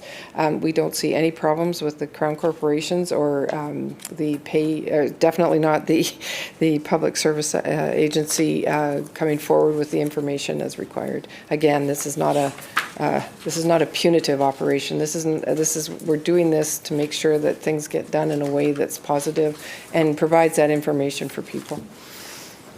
Member. No, I mean, I understand the approach that the minister is trying to take, but the last part of that sentence isn't accomplished with this. We are not making sure. By not requiring it and then having some kind of ability to enforce, we're not requiring that the information is available.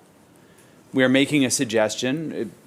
We are then hoping for compliance, and then we are giving the director the exact power that we're giving them to send an email and maybe make a phone call. And that might be fine in year one. But in year two, we're expanding it to outside of government.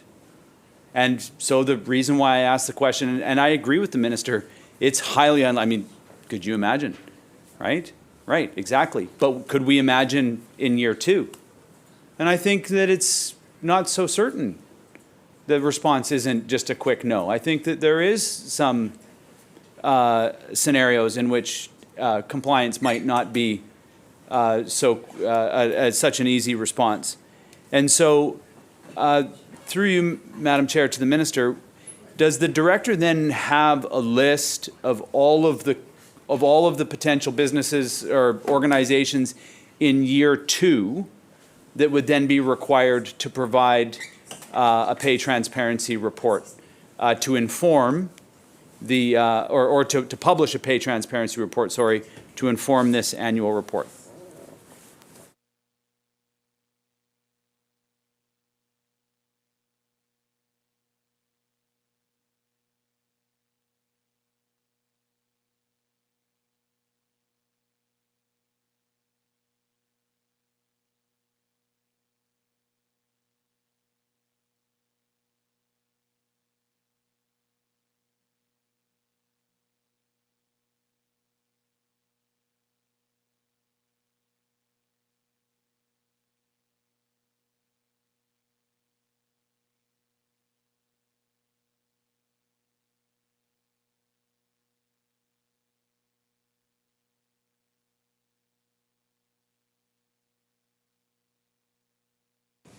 Minister.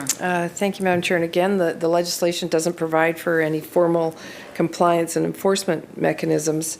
So as I've said, we're going to take an approach of positive encouragement, such as monitoring the number of employers who comply with the legislation and then sending reminder letters to those who are found not to. The legislation also requires that the Act be reviewed every 5 years, and that's to determine its effectiveness, to determine what's working, what's not. And depending on these findings, we may we may consider that we need to make amendments to the Act to actually introduce more formal compliance and enforcement measures if needed. But again, we want this to be a positive experience for employers. We want to make sure it's an opportunity for employees to get the information that they're looking for. You know, the ultimate goal is pay transparency. The ultimate goal is for people to know what people are making and to be able to talk about that with their employers. And it has worked in other jurisdictions. We're not just dreaming this up. It has worked in other jurisdictions. So this is why we are moving forward with this. Member. I think it's been demonstrated that nothing here actually gets the information necessarily to the person who's looking for it. It requires the person to be very astute and attentive every single year, even if it's just for the first 5 years. The person who's seeking the information may request it. The organization that has the information's not required to share it, other than the current annual report. That's the only one that the employer is required to. Minister just noted that this approach has worked in other jurisdictions. Can the Minister highlight which jurisdictions those are?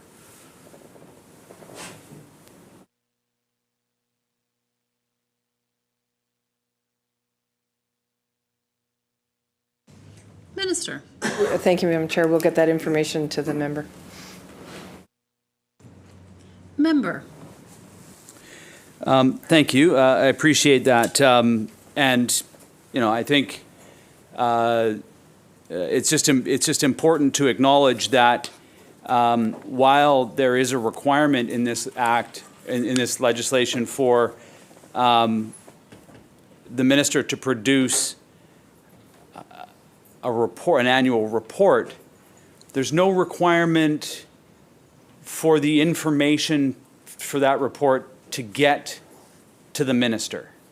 And so the question that I asked previously just about which business, like which organizations in year 2 are going to be required to provide this information, how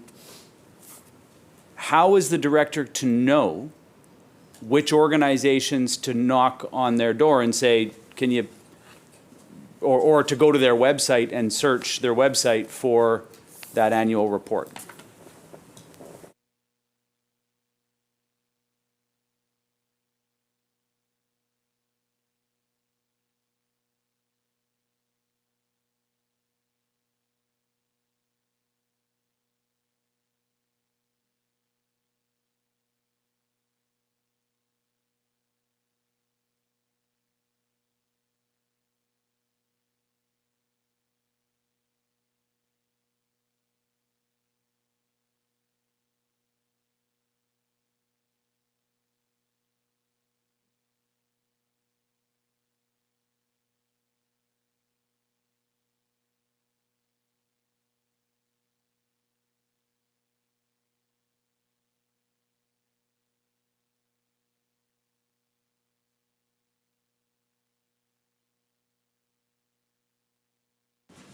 Minister. Thank you, Madam Chair. So the member's question is specifically around compliance. I have explained how we're going to do that.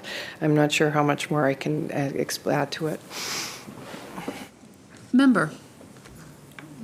No, it's not, my question was not about compliance. I'm sorry if I wasn't clear with the minister. What I'm trying to understand is how, like, I've asked a number of questions around this area. I'm still unclear about what is informing this report and how the person who's required to put the report together on behalf of the minister so the minister can comply, because there is actually compliance in this act.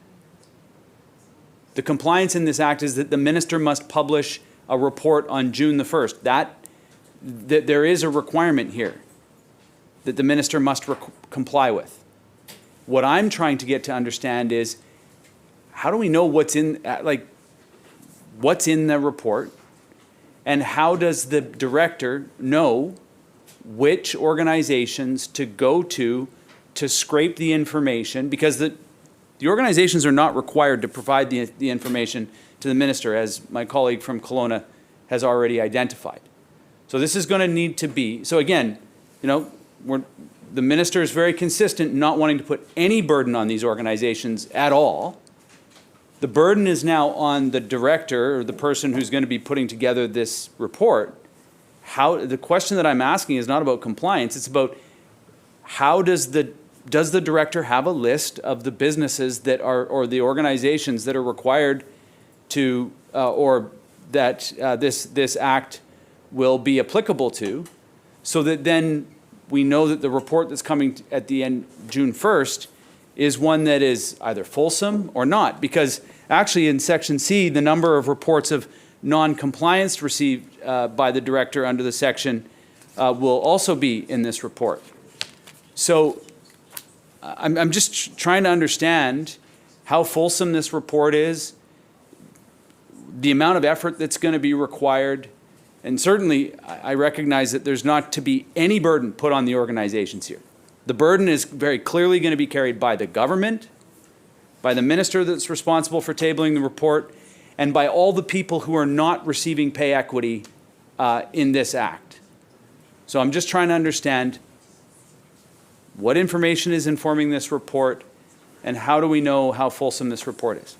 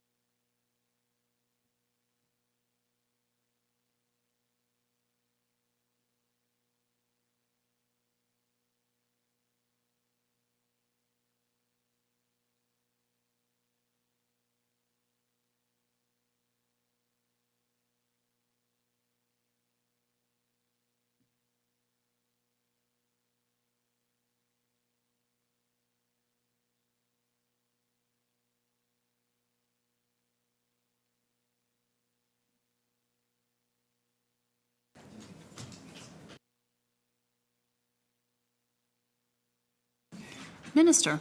Thank you, Madam Chair. So the member's presuming that the annual report will detail specific information from every employer report. And as I've said, that's not the intention. So the annual report, it's going to include provincial, regional and sector level information, so that that we can determine trends, like trends in specific industry. We can look at, at different regional information, and we're getting that from reports, but as well as from Stats Canada.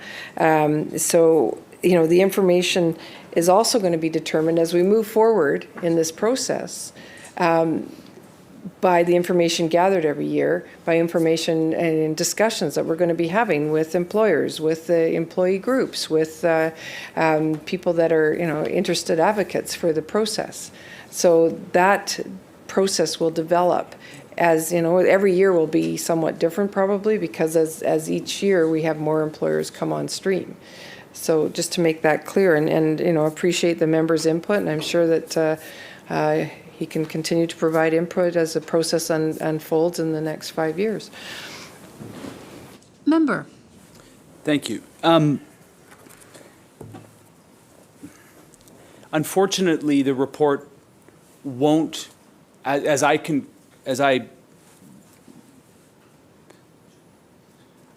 really struggling with this answer, because on one hand, the minister suggests that this report will provide information about trends, will provide statistical information. But on the other hand, there is only a treasure hunt that needs to be undertaken by the person who's crafting this report to go and gather that information from presumably a list of organizations that are now in compliance, or that now must comply with this legislation because they fit within the scale and the scope of the businesses and the organizations that need comply. So the information in the report is only, and I guess this is what I'm trying to get to with this act. The information is only as good as the person's ability, who's responsible for writing it, to research and gain access to the information on the websites. So what's flawed here is that we could get a really good sense of what's happening in this province by simply requesting that the organizations that must comply with this act, in the staged process, in these small steps that we're taking and all of these things, to simply email the person who's responsible for it, submit the report to the government so that we've got a fulsome data set. But instead, what the minister's chosen to do in the drafting of this is send that person on a treasure hunt. They may get access to all of the reports. They may get access to 1% of the reports. They could get access to 4% of the reports. And then what good is that data that we have? Especially if we have no idea the context of that data. Is it 1%? Is it 100% of the organizations that must comply with this act? We will have no idea. All we'll know is that the person who was drafting the report went and did a treasure hunt and found this number of reports. It could be, according to the answers to the question, the person who's drafting the report could go and find a single organization, or let's just say the 6 crowns, use that information, and then it be passed off as being a fulsome report. So this is the point that I'm trying to get an understanding of. Does the person know the organizations that must comply and must put reports on their website? Because we're now requiring these companies and businesses and organizations to put the reports on their website. Do we know who those will be as this legislation scales in? Is there a list? And is there a list for that person to then go and cross-reference? Yes, they've done the report. No, they've not done the report. Okay, we need to make them comply by sending them an email to remind them about it. And yes, they have done it, so let's take that report and let's put it into our annual report.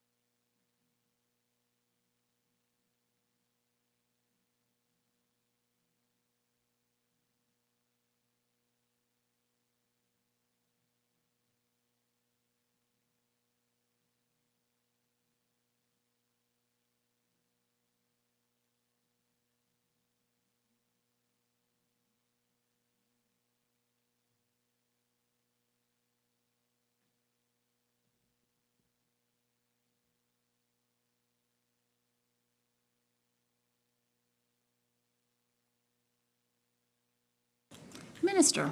Thank you, Madam Chair. And whether the member agrees or not, developing or going through lists and defining lists is compliance and enforcement. And I've already been through that considerably on a number of the clauses. And there's really no reason to believe, absolutely no reason to believe, that if the information is publicly available, that the ministry won't be able to access it. We strongly believe we'll be able to access that information. Member. From who?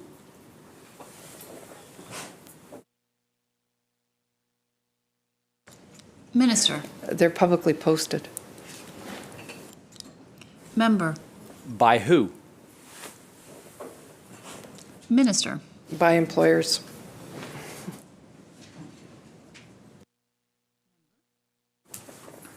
So, in this instance, we've got employers who've publicly posted their reports.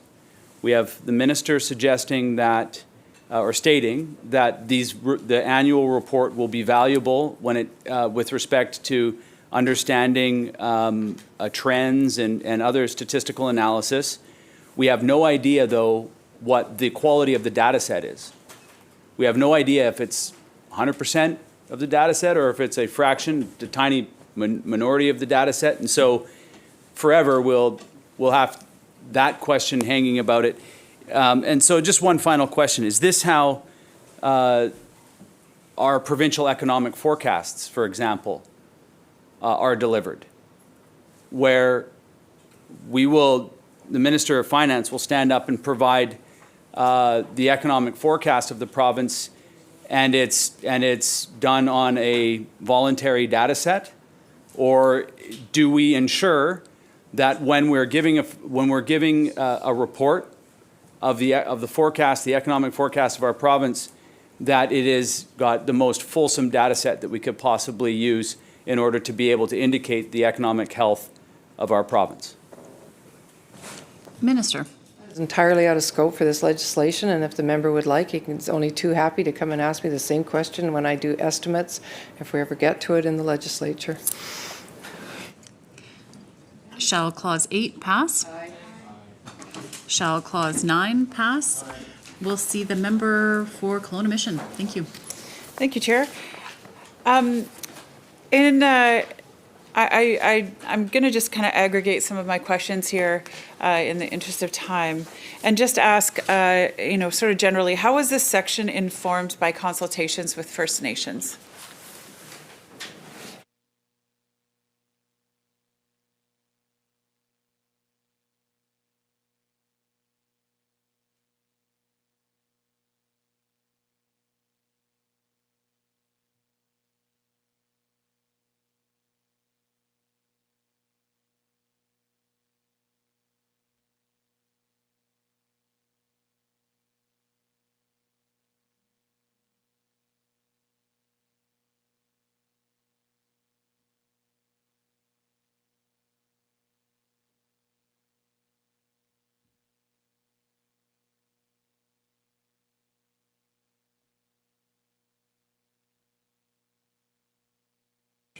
Minister. Thank you, Madam Chair.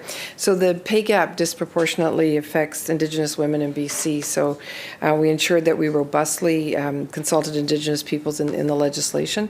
All First Nations in BC were invited to consultations on the legislation in last June, along with the First Nations Leadership Council and Métis Nation BC.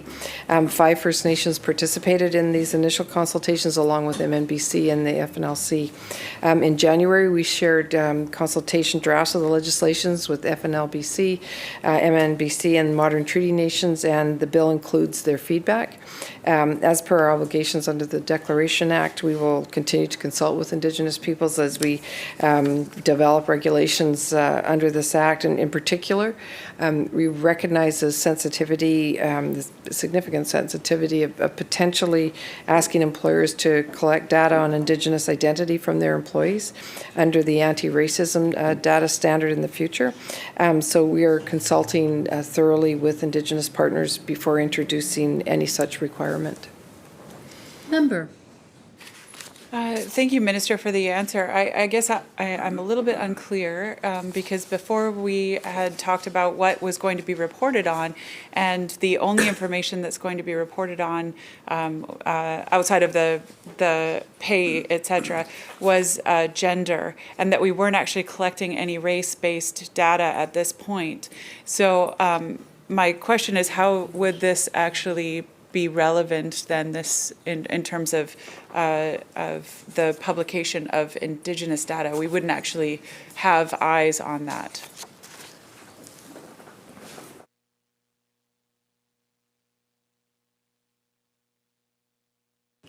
Minister. That's part of what Citizen Service is doing and under the anti-racism data standard. So that is something that we will look at once that's completed. Member. So will, under the section 2, if an Indigenous governing entity responds in writing to a notice within 30 days, what happens if they need longer than that, the notice period?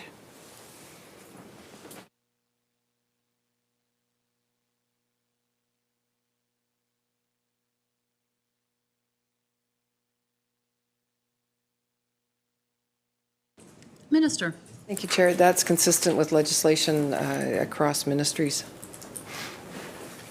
Member.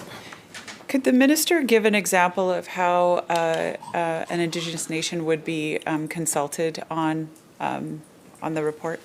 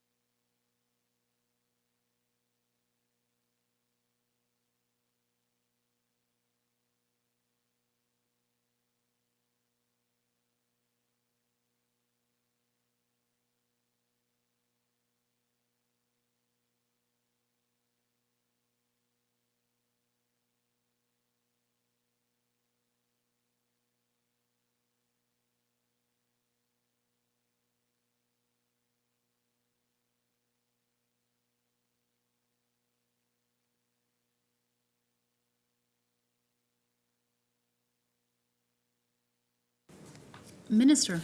Thank you, Madam Chair. 30 days prior to the report being released, it's the notice goes out to the IG, Indigenous Governing Entities, that the report is going to be released, and if there's any information fed back, we take that under advisement, and I think it's just the 30 days, yeah. So they have 30 days. Recognizing the third-party House Leader. Thank you. Is it the 30-day notification if a First Nation or Indigenous governing body is not able to respond in the 30 days, is it then assumed that they are in agreement with the government?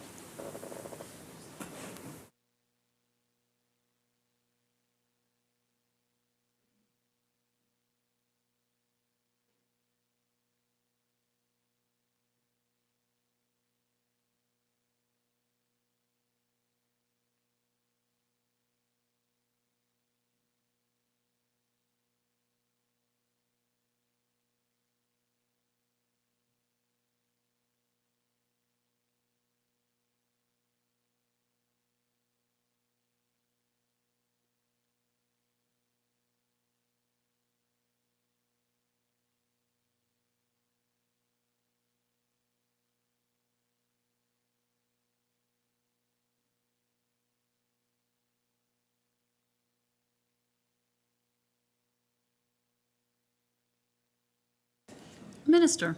Thank you, Madam Chair. And the 30-day notice period is consistent with other requirements in BC legislation to provide notification to Indigenous governing entities, including with the Anti-Racism Data Act, including all legislation. Member. Thank you. And as I've raised multiple times with the government, with this provincial government, usually those referral piles in our band offices are 3 or 4 feet tall.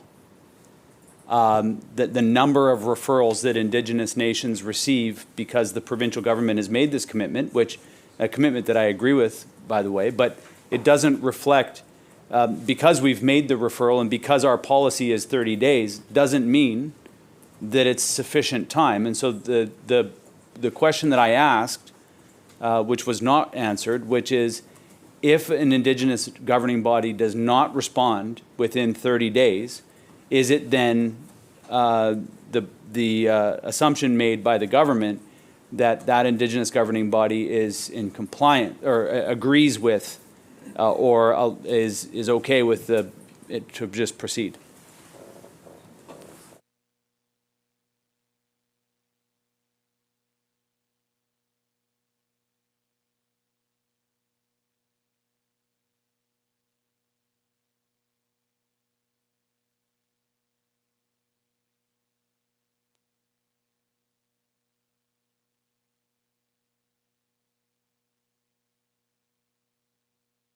Minister. Thank you, Madam Chair. I don't think we should assume intent, and the requirement is 30 days.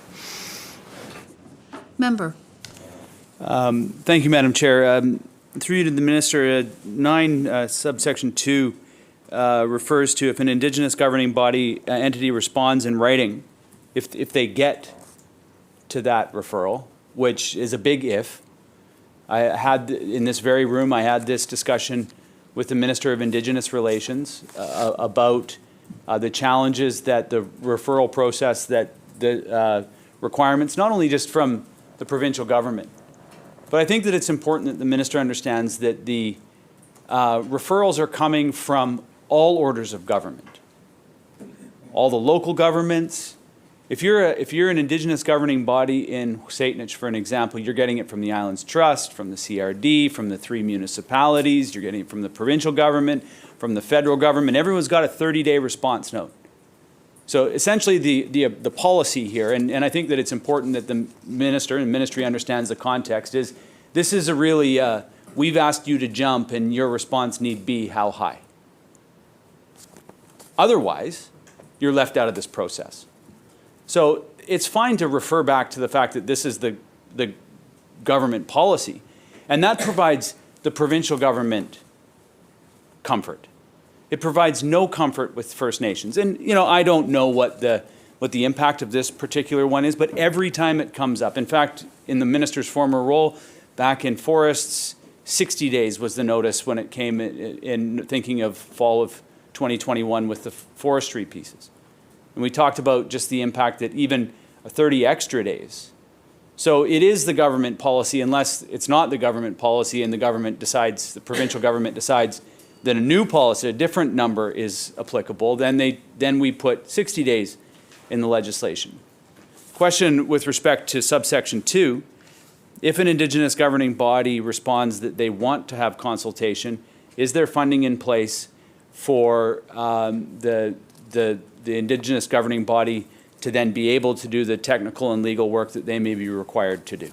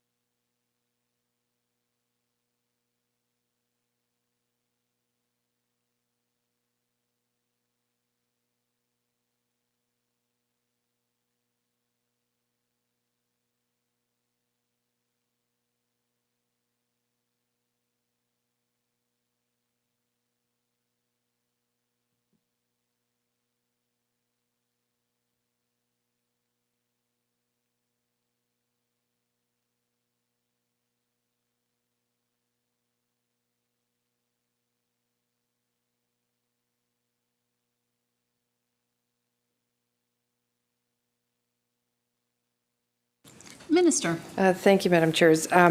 So just a reminder to the member, in the first year, that's not an issue in the sense that all we're looking at is around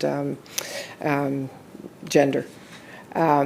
But if it comes up as in further years, as I've said before, we will, if Indigenous and governing entities express a concern, we definitely would take that into consideration, because we want to make sure that we get the fullest information that we possibly can to move forward on this in a positive way.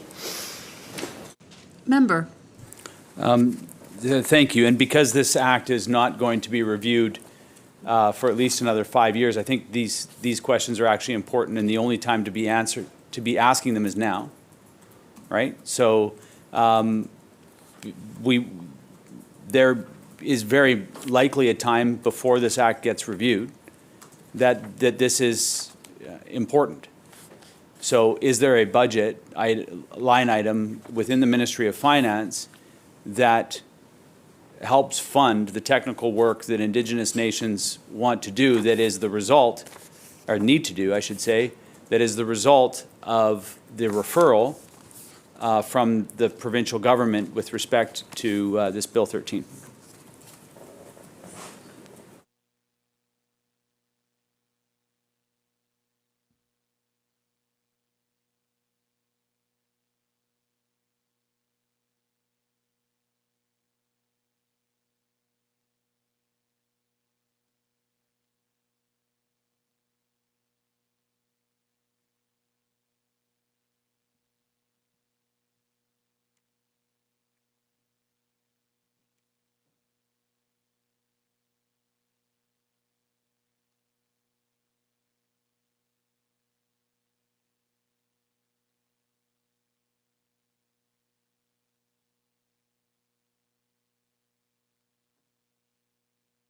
Minister.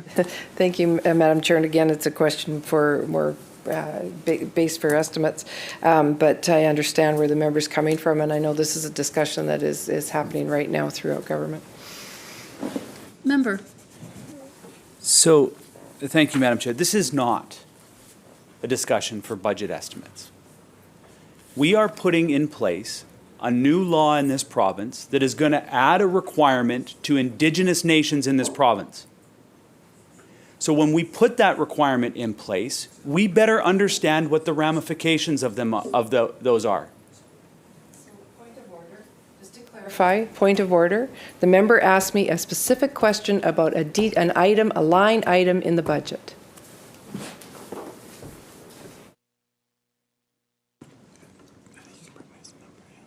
Recognizing the member, please be aware of repetitious questioning as well. Thank you.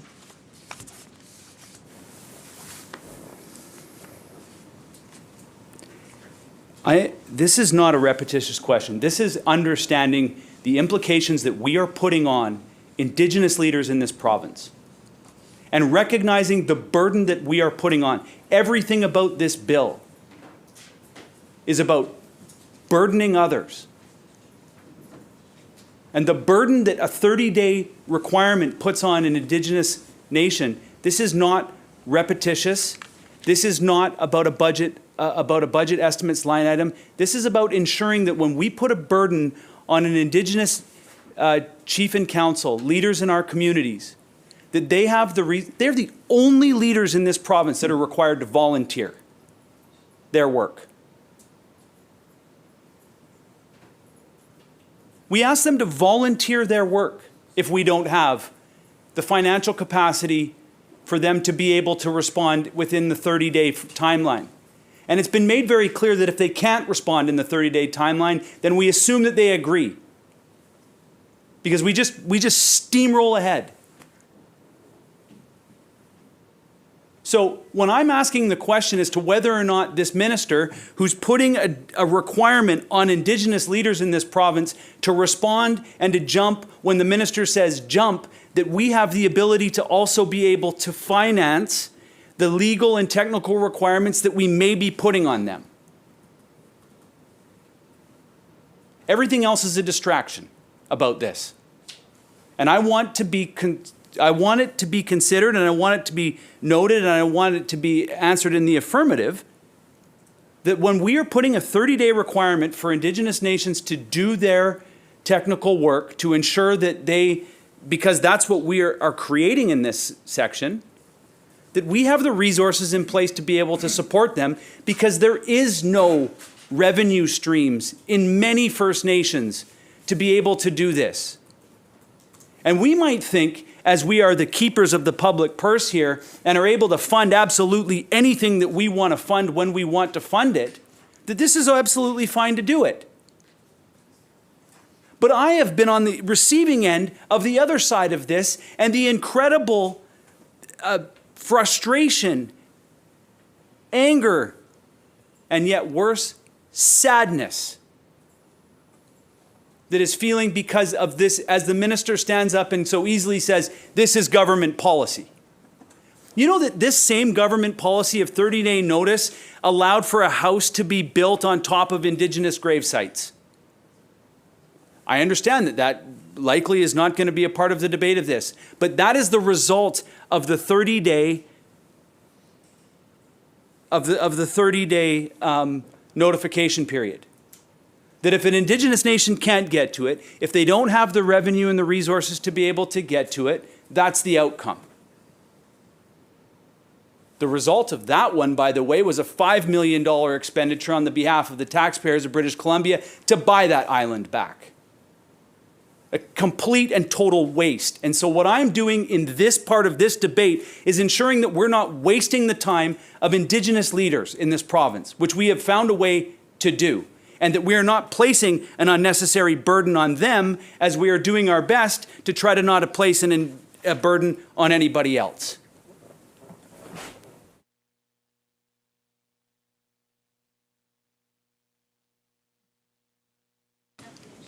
Hearing no further question. Oh, apologies on that. Recognizing the member from Skeena. Got it. Thank you.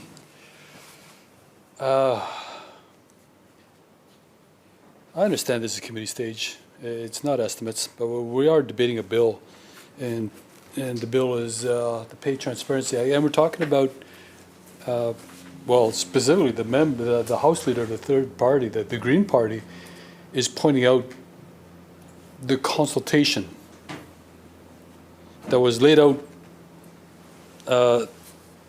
in general in the bill itself, but also very specifically in the DRIPA Act that was passed in the House.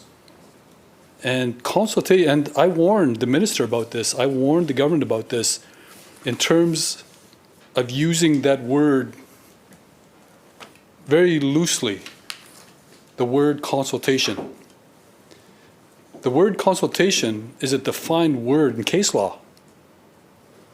It's the word consultation actually is a word that defines the honor of the crown. And I asked the minister over and over and over, in the context of UNDRIP, are you using this word consultation in the legal context? And the answer always came back as yes. And it didn't make any sense. Because number one, the commitments by this government, this NDP government, said that they were going to consult every First Nation on every piece of legislation that passed through this House.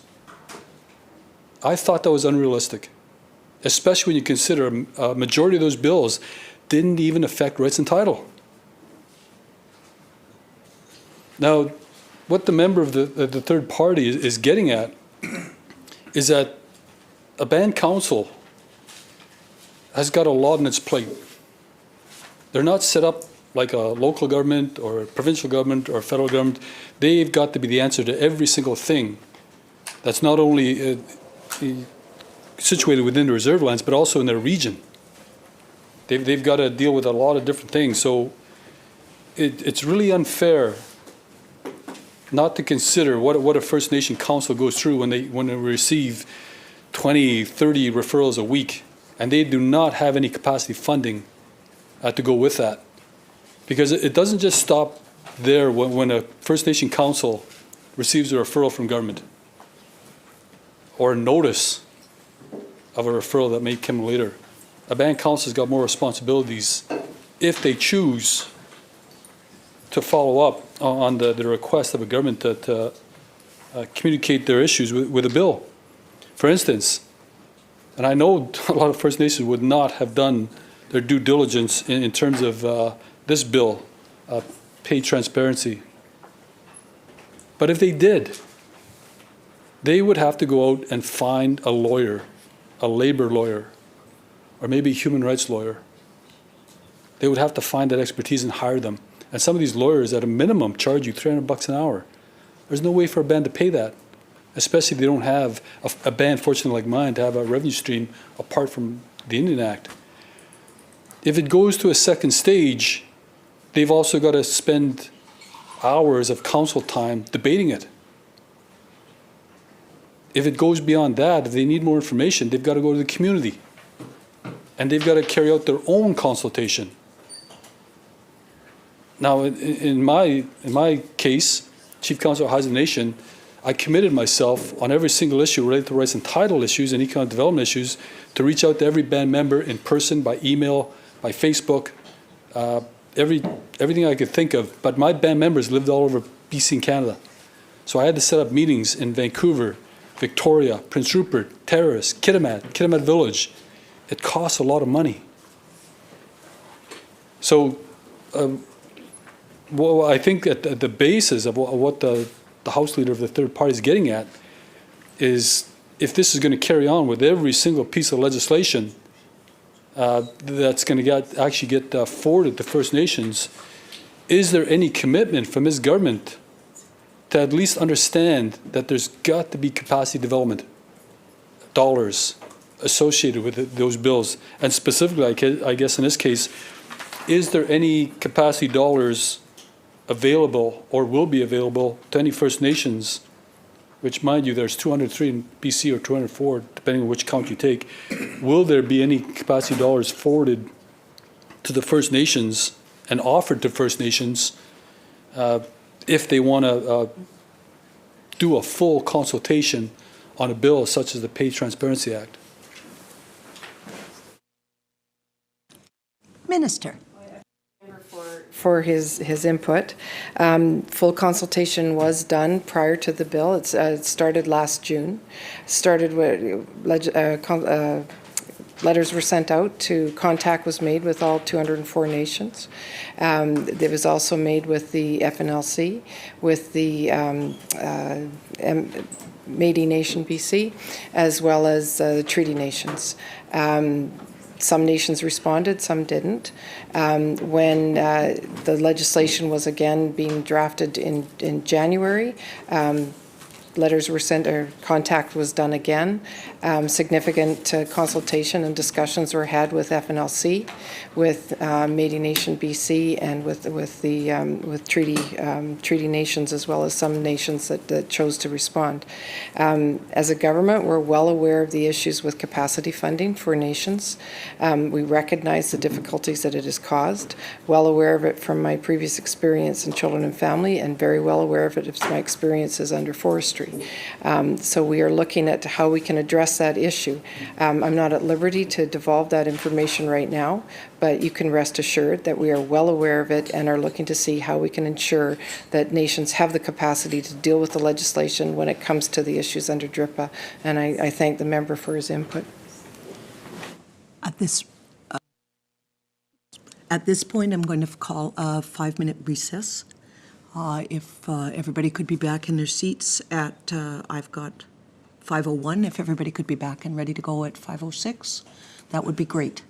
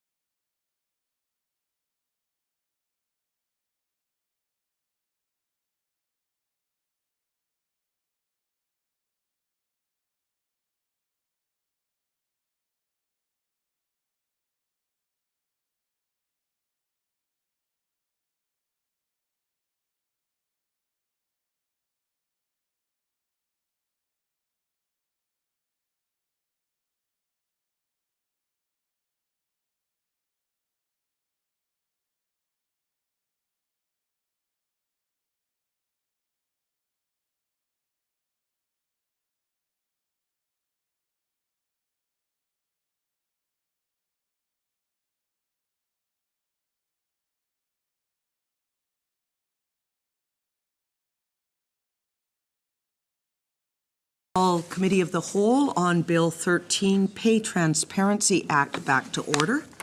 We are on Clause 9.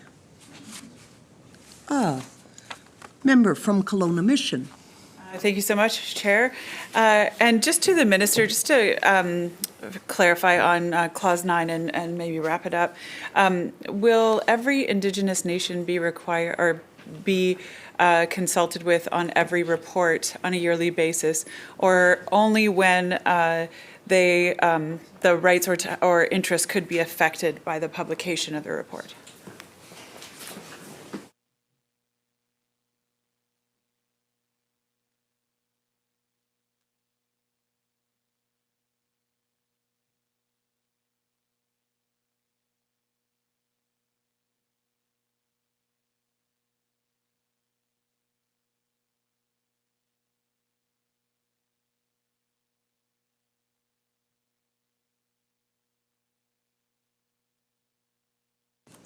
Minister. Thank you, Madam Chair. So this section of the Act specifically requires that before completing an annual report or a report on a review of the Act, government provide written notice to any Indigenous entity that is authorized to act on behalf of Indigenous people, so whose members could be affected by the publication of the report. Recognizing the third-party House leader. So this is back to my original point in this. This legislation, as I read it, is creating an annual requirement, potentially, for Indigenous nations to respond to this government's legislation. What is missing from this is the requirement from the ministry to support an Indigenous nation in responding to this report. So can I get a clarification that this is, that potentially every year, as per the member from Kelowna Mission just asked, on an annual basis, a letter will go out to all the First Nations, and if they respond within 30 days, then a consultation process will be engaged. Has the minister, in creating this new responsibility on Indigenous governing leaders, put aside the resources to support an Indigenous leader through that process?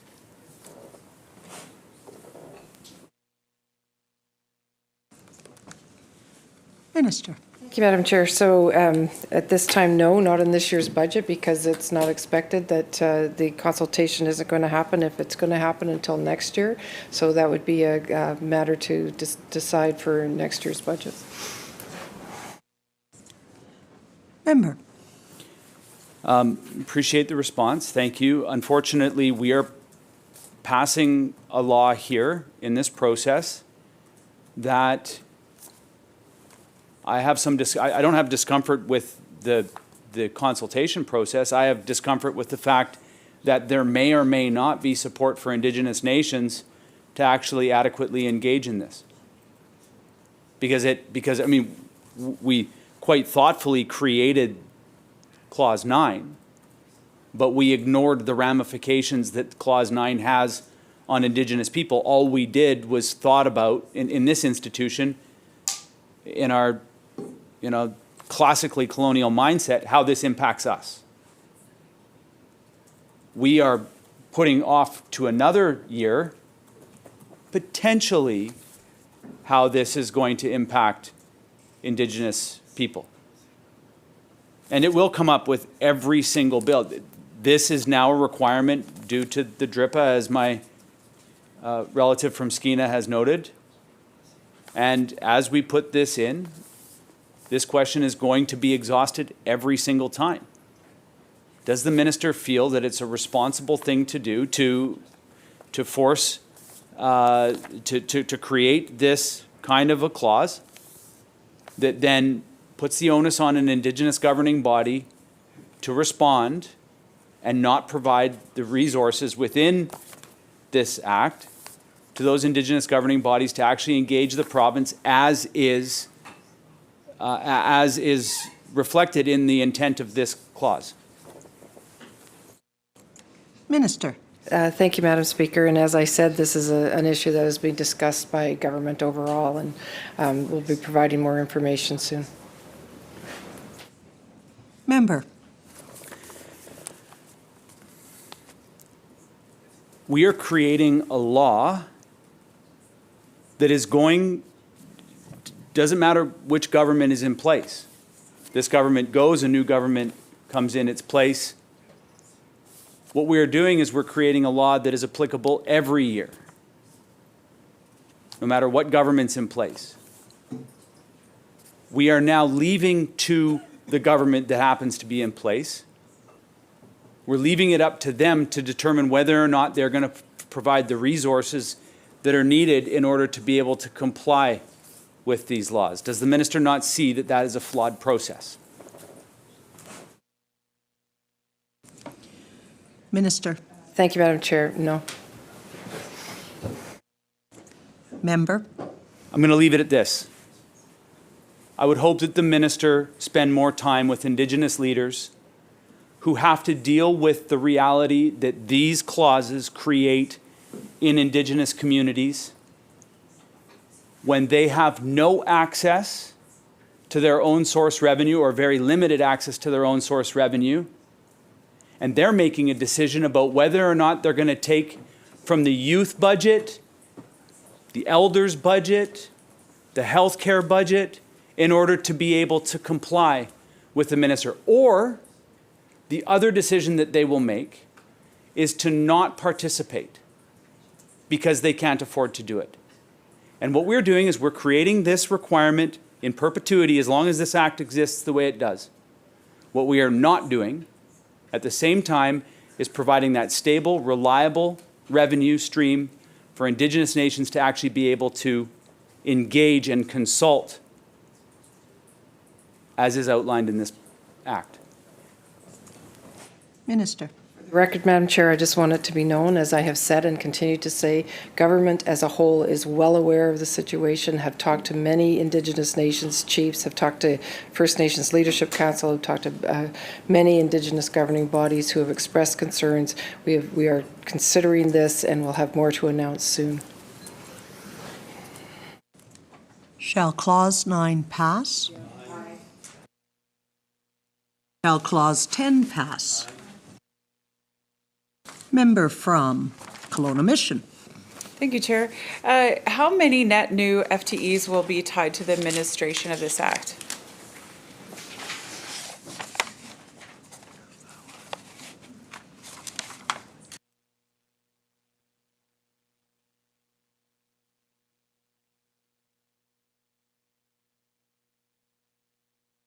Minister. Thank you, Madam Chair. Up to 5. Member. And how many existing FTEs will be tied to the administration of this act? So 5 net new, how many existing will be tied to it?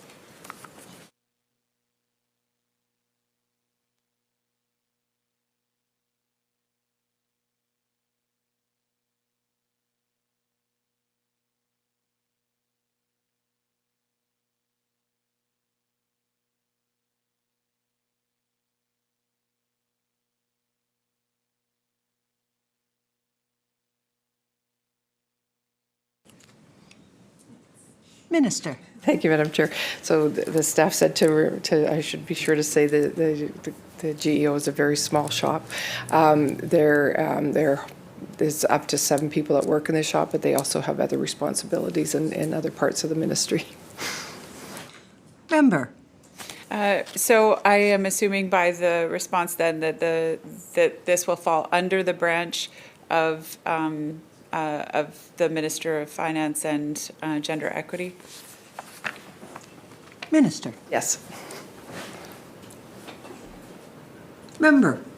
And has the OIPC consulted with the government regarding the administration of this act? And if so, what were their recommendations?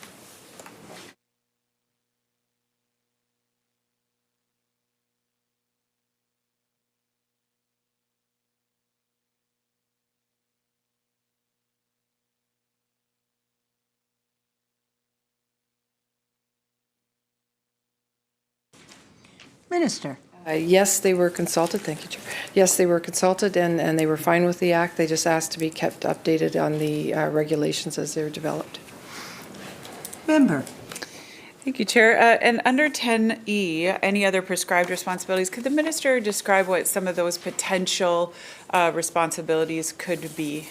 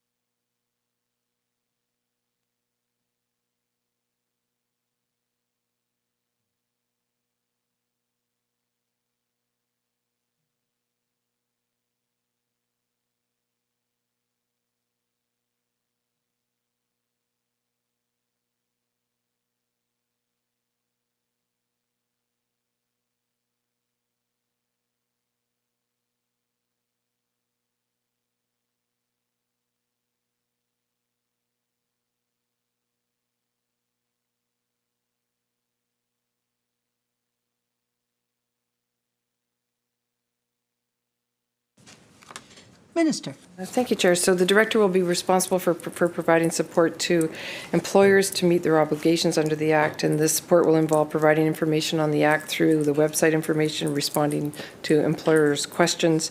They'll also receive information from employees and the public about employers who aren't complying with the Act, their obligations under the Act, and allowing the director to monitor and track the non-compliance. And the director will be responsible for producing the annual reports and potentially supporting the review of the Act after 5 years. Member. Thanks, Chair. So to the minister, the specific one that I was asking about was E, the prescribed other prescribed responsibilities. And what I heard the minister say was that the 5-year review could be a part of that. Would there be any form of annual review or review of the report in terms of giving out recommendations for different regulations, et cetera?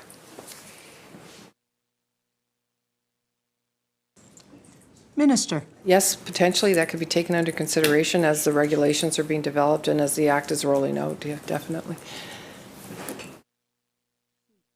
Seeing no further questions, shall Clause 10 pass? Aye. Shall Clause 11 pass? Member. So why was the 5 years chosen as the period of review? In the discussions that we've had to date on a number of these previous clauses, there's going to be almost a natural evolution of regulation, et cetera, as some of these larger employers weigh in and it goes to the smaller employers. Would we not see it as more of a yearly review until the 5-year period and then sort of a larger comprehensive review? It almost feels like this should be an iterative process of sorts. If this is the baby step forward, how do we actually ensure that this is just the first of many steps?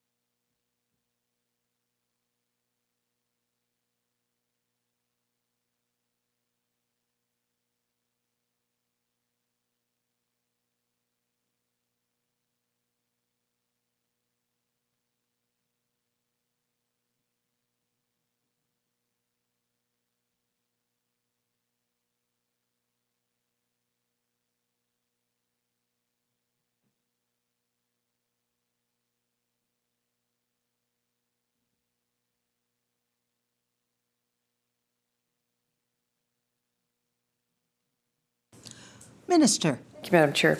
So yes, it's an iterative approach. Most legislation is reviewed looked at a review after 5 years, but it's uncommon to do it more frequently. But with this legislation, we want to make sure this is going to work. And so in addition to an annual review, we're also looking at the regulations. So we'll be looking at what's working, what's not working, and making regulatory changes, which in effect could end up being changed into legislation after 5 years. But we will be making regulatory reviews and changing those regulations as the legislation is rolled out and the work is done, and just to make sure that the pay transparency is working. Member. Thank you, Chair. So what would be the ongoing mechanism then that would be used to ensure that regulation is constantly reviewed and updated in preparation for the larger legislative review in 5 years?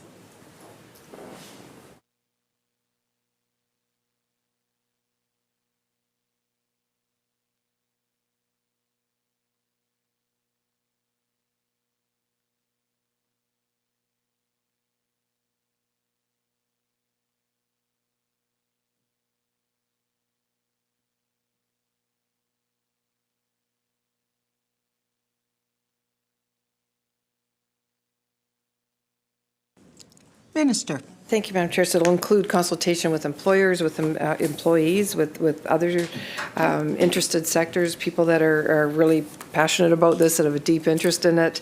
And also, because, we want to make sure that the pay equity or pay transparency is increasing throughout the province, that it's actually working. And so there'll be continual reviews from the Office of the Pay Transparency. Member.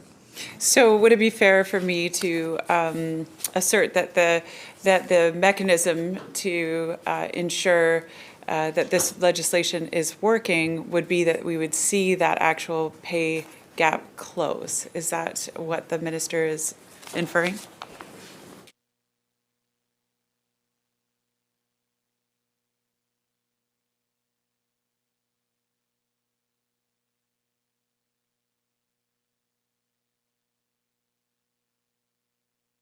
Minister. Thank you, Madam Chair. It's actually a measure in the service plan to make sure we see so yes. Member. I feel like clapping, but I won't. But that'll be great. So are there any other ongoing mechanisms to ensure that the Act is properly implemented as well?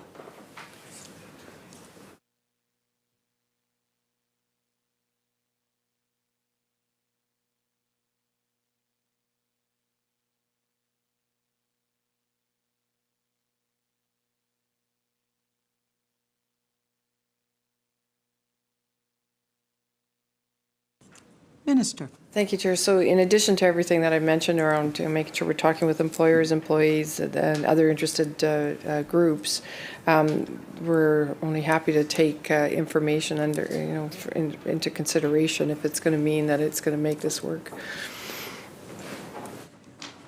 Member. Thank you, Chair. So it feels to me that it's more of a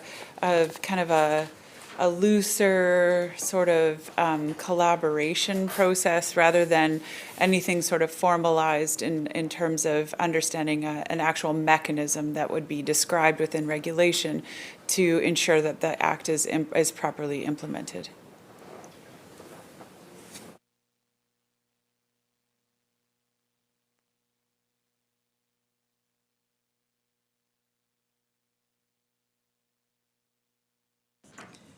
Minister.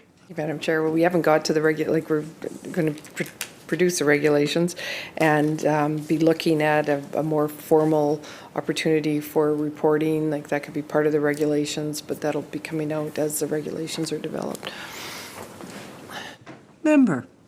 If it emerges that a centralized database is actually necessary, let's say the federal government doesn't come through, let's say they have a tumultuous election and all of a sudden pay transparency is, the database is not a priority for whatever reason. If it emerges that a centralized database is required for proper administration of the Act, would that require a legislative change?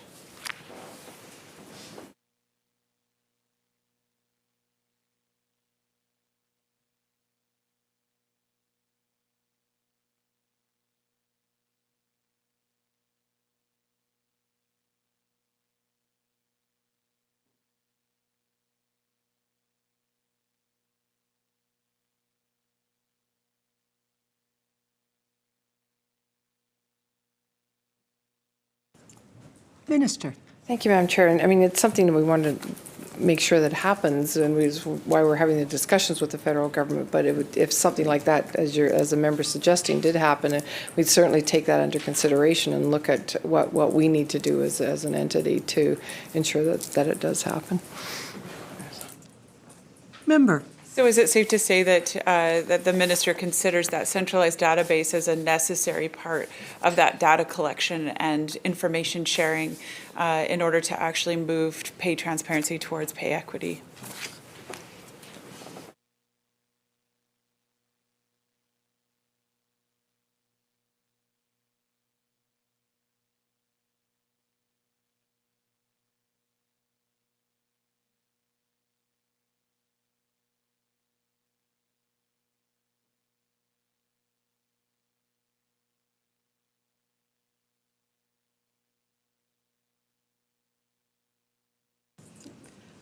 Member.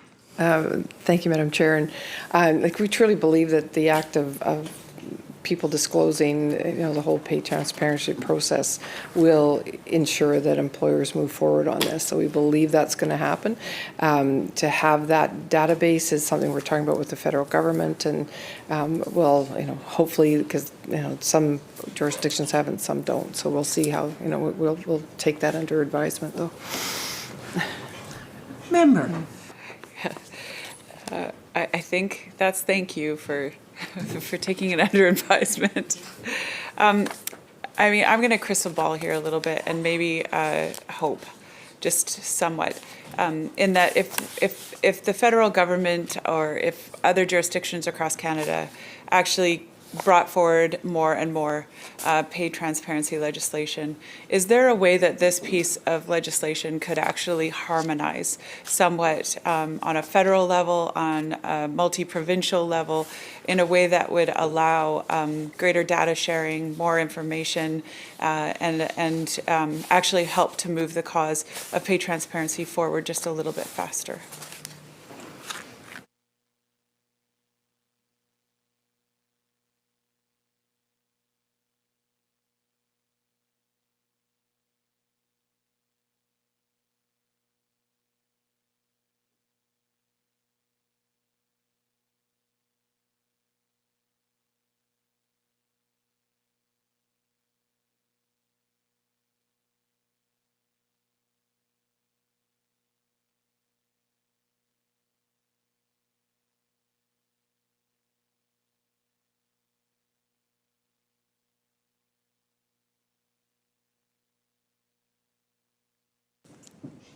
Minister. Thank you, Madam Chair. So right now, it's BC and Newfoundland are the only provinces that are actually going to be reporting. But it's in everyone's interest, I think, to ensure that it's a national database that we're all doing it. I think that's the goal. Member. And do we have the necessary provisions within this act to provide for that information sharing interprovincially and nationally, and to provide for the harmonization of some of that data?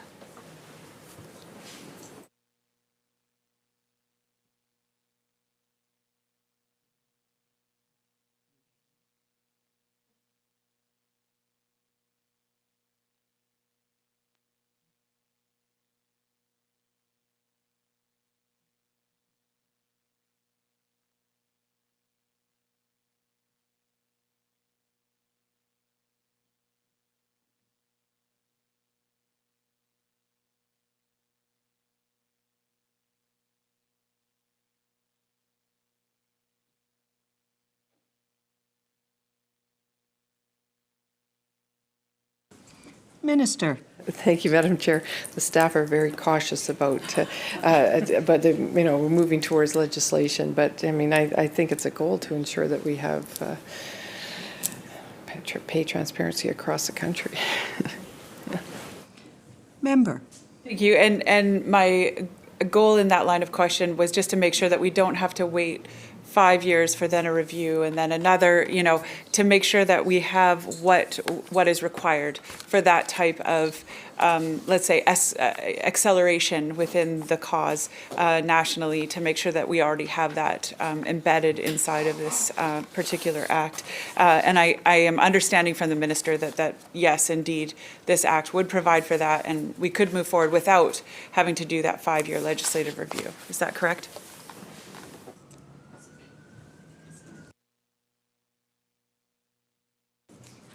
Minister. Staff are saying to me, we would need to investigate to ensure that could happen. So being cautious. But Recognizing the third-party House Leader. Yeah, thank you. As the minister suggested that I'm going to use some language that I'm not sure that the minister used, but essentially that the goal of this is to eliminate discrepancy in pay or pay inequity. I'm going to move a motion.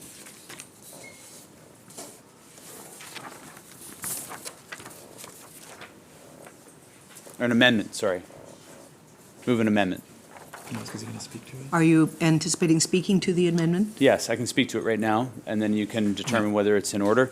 This amendment simply amends Clause 11.1 and adds at the end of the clause, removes the period, adds a comma, and then in consideration of specific goals as follows: A, eliminating pay inequity, and B, any other prescribed goals. And I think that what this does is that it enshrines in this act that the goal of this first step, as the minister has articulated that this is with the goal and aligns with the service plan that the minister referred to in the previous response to the member from Kelowna Mission in this earlier line of questioning to this clause. And all this amendment does, is it ensures that the outcome of this is working towards, and that when we're doing a review and checking the effectiveness of this, that enshrined in this act is a movement towards eliminating pay inequity and perhaps other goals that the minister and the ministry may prescribe as we go along over the 5 years. We will now take a short recess to determine whether the amendment is in order. 5 minutes, please, people. Thank you.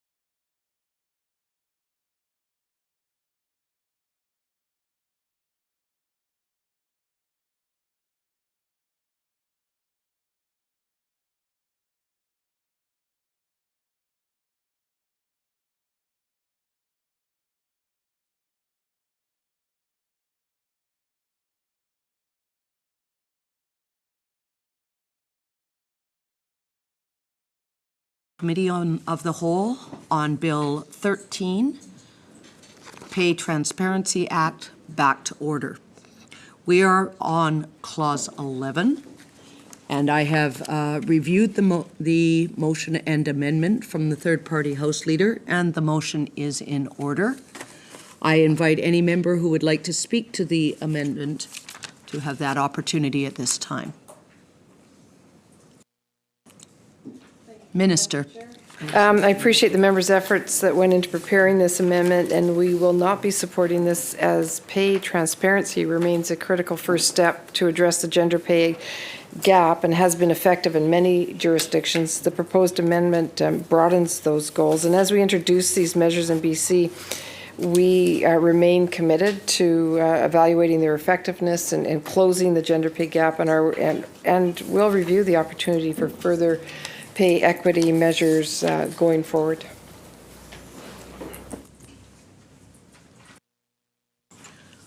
On the amendment, with no further questions, I shall review the amendment. So this is Clause 11.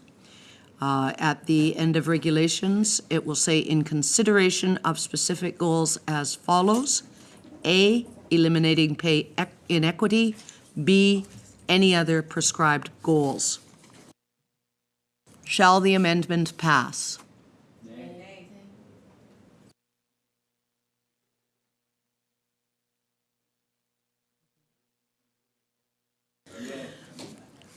The amendment has been defeated. We shall go back to discussion. The amendment has been defeated on division. Shall Clause 11 pass? Aye. Recognizing the third-party House Leader. Yes, thank you. In responding to and in fact defending why the amendment, should not be supported, the minister has once again stated that other jurisdictions have proven pay transparency to be a successful step along the way. Has the minister been able to receive the information that from a previous clause of those jurisdictions that have that the minister is referring to? Minister. Not yet, but we will get that for the member. Member. I'd just like to note that I understand the minister doesn't need to provide those jurisdictions. However, as we continue through this bill, if it continues to be used as a way to support the minister's effort in voting against amendments, in defending this bill, I think it would be appropriate that the minister be prepared to be able to provide those jurisdictions that have used this tool, especially if the minister continues to use it in a very assertive way. Seeing no further comments, shall Clause 11 pass? Aye. So ordered. Shall Clause 12 pass? Aye. Member. Thank you, Chair. And to the Minister, why was this act exempted from the Offence Act?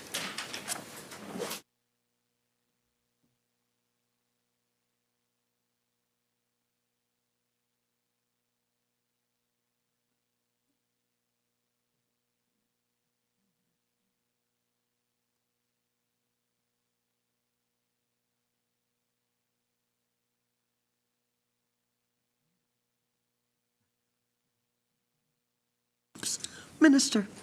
Madam Chair. So the Offence Act doesn't apply because this legislation doesn't provide any formal compliance and enforcement mechanisms. Member. So are there any penalties for contravening this act following this exemption?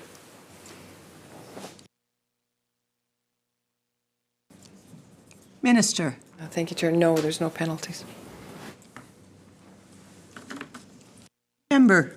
Thank you, Chair. Are there any liabilities for the government and on not reporting correctly? And I'll give some context here. So let's say that the final yearly report comes out and the minister had indicated that there was going to be a non-compliance section of the report, which would then name certain companies. And if those companies that were named actually had indeed put their pay transparency somewhere or had a report somewhere on their website or had it within their boardroom or had it somewhere that could be publicly accessed, but it was an error that this was actually posted, would there not be some form of liability for the government in terms of falsely accusing and then almost indirectly penalizing a company to that effect?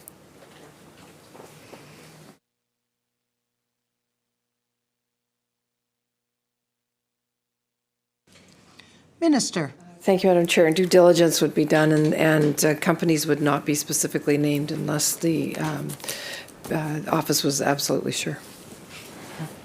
Member. So how does the government then work with those non-compliant entities to make sure? Is it a picture in a boardroom? Is it a visit to their company? What actually determines whether or not they're in full compliance?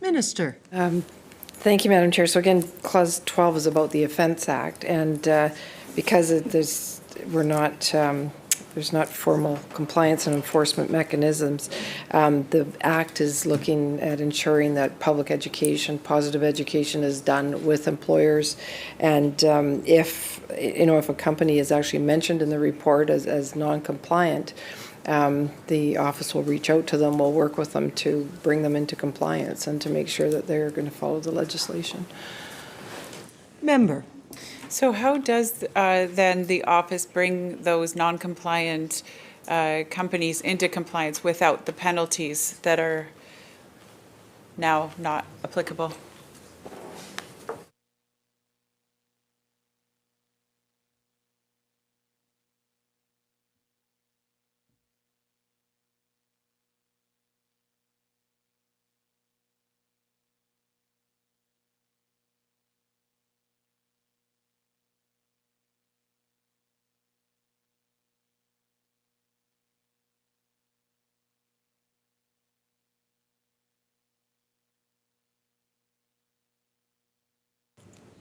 Minister. Thank you, Madam Chair. It's about positive encouragement.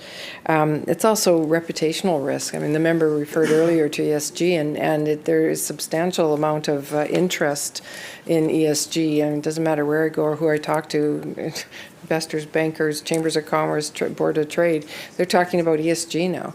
And so the reputational risk to employers would be significant if they're not posting their pay transparency, and we feel that the time has come. I mean, we feel that people are going to be on board with this, and there might be the odd employer that won't be, but we feel with enough positive encouragement, they will come on board.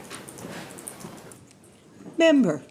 Thank you. And this technique, almost a name and shame sort of technique, has been used in the past. It has been used often to forward, gender equality measures in certain contexts. The stock exchange is a great one, for example. So there is some, definitely some merit to it. I think at some point, though, it might fall on deaf ears, and if it does, and when it does, and if it were to, then it would be great to see that as part of the legislative review as well, to make sure that we have enough teeth to move it forward. And with that, I'll conclude my comments to this section. Shall Clause 12 pass? So ordered. Shall Clause 13 pass? Member? Thank you. So most of this act is brought into effect by regulation. Do we have any idea of how long that regulation is going to take to be finalized?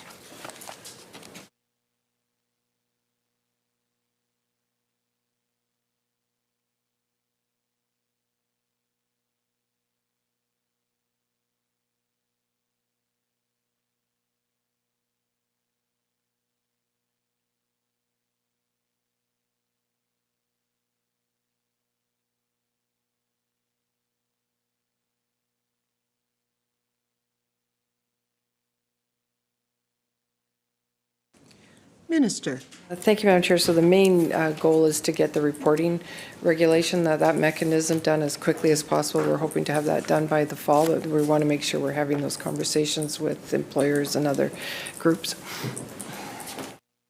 Member? Thank you, Chair. So how should employers prepare to implement this act if there's no prior indication of what constitutes prescribed information and forms?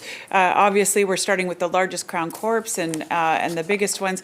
Do all of the other employers just kind of wait and see and figure it out once things kind of roll forward?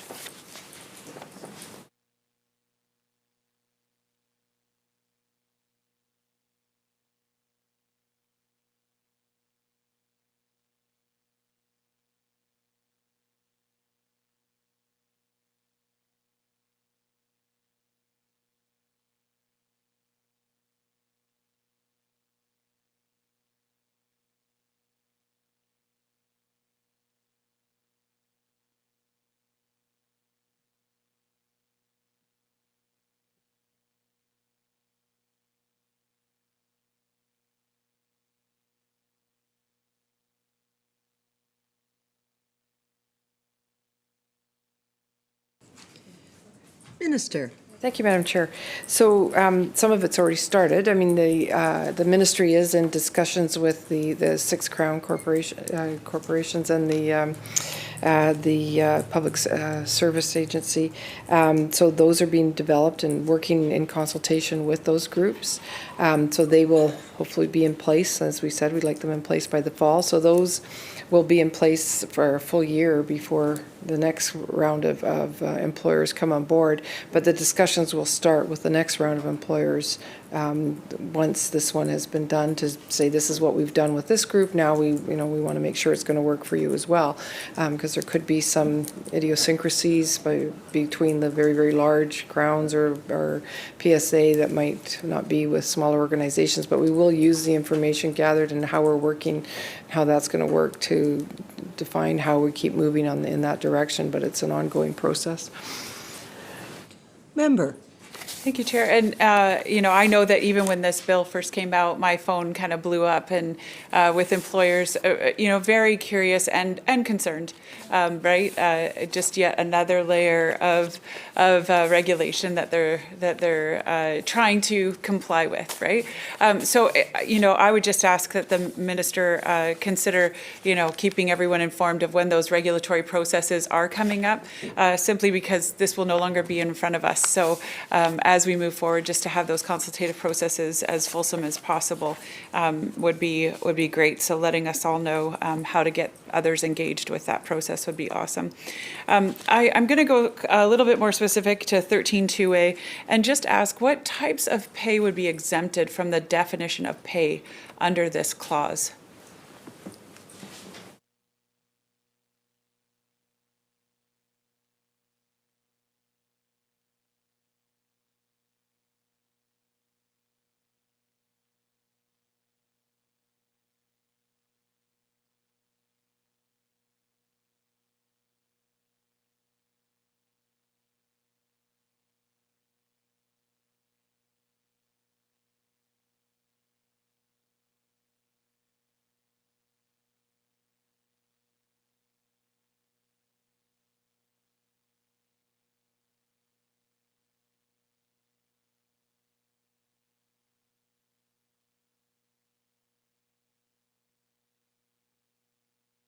Minister. Thank you, Madam Chair.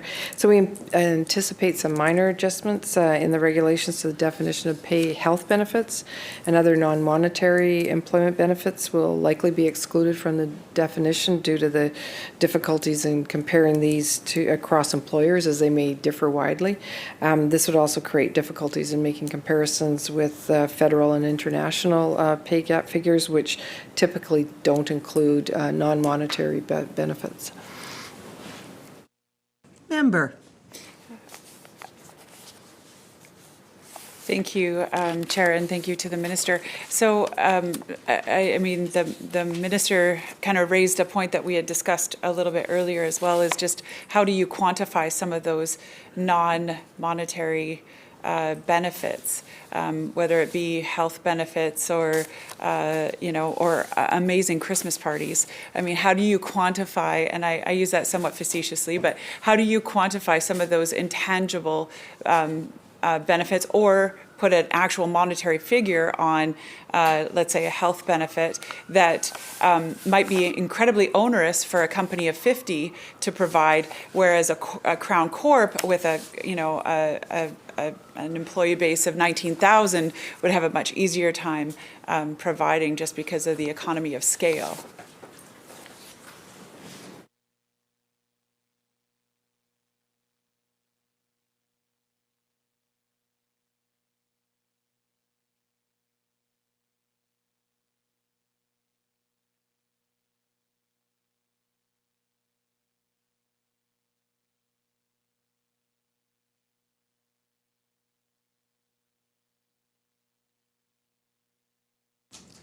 Minister. Thank you, Madam Chair. And it's just for the reason the member raises it, just because of the complexity of the issue, we're only looking at the pay. I mean, I think other groups look at all of the other benefits that go with organizations, and you see the top 10, top 100 employers, and all of those other issues are considered in those, but we are just looking at pay because of that complexity. Member. The Lieutenant Governor and Council is empowered to lower the reporting thresholds by regulation. Is the Minister contemplating doing this immediately, or just not until after the initial review of the Act?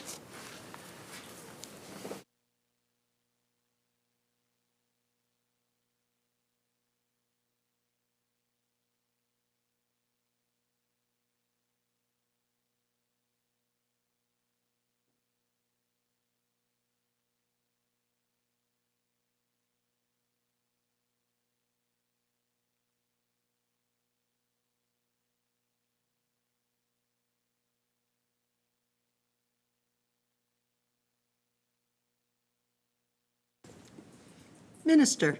Chair, so there's no plan to take a step like this now. Like we've kept those numbers and we'll look at it and after a 5-year process of this, and then we will say, at that time whether we need to make changes, but not in the interim. Member. Thank you, Chair. I'm going to go back to just the intangibles that we had just recently talked about, and just almost implore the Minister to consider how we could take deeper dives into some of that, even if it's not part of the actual reporting system for every single employer. But if the Director did a spot analysis of some of those intangible benefits, even to educate, again, if the goal of this is to empower the employee, and especially one of those that, that is discriminated against, how we do that is often to have them ask for those things. They might not even know what to ask for. And some of those intangibles can be quite significant. I think back to my early days of, in the corporate sector, and I literally took lessons to learn how to golf, because I was at some point just so upset about the number of male colleagues of mine that would go out on these golf games and leaving me back at the office still working. And, it's a small example, but it is something that if there were spot analyses done of those non-monetary parts of benefits. I think it would be advantageous. Just a checklist. These are the things that I could go and ask for from some of the different industries that I was a part of. So I'll leave that. It's not really a question. It's more as a suggestion. But again, just trying to advance the cause forward. And I do also think that more of that qualitative analysis instead of just the quantitative analysis and data would also help to reduce the amount of pay compression. I mean, the biggest concern with pay equity legislation is that it does backfire if it's too heavy-handed, if it's too much of a stick, and that pay compression is very real and has been documented in many studies. And so, you know, having more of that anecdotal or qualitative information would, I think, help to also push back against that and give that more flexibility. And so I'll get off my soapbox now. So when specifying pay ranges, what types of limits will be put on the use of them in job advertisements?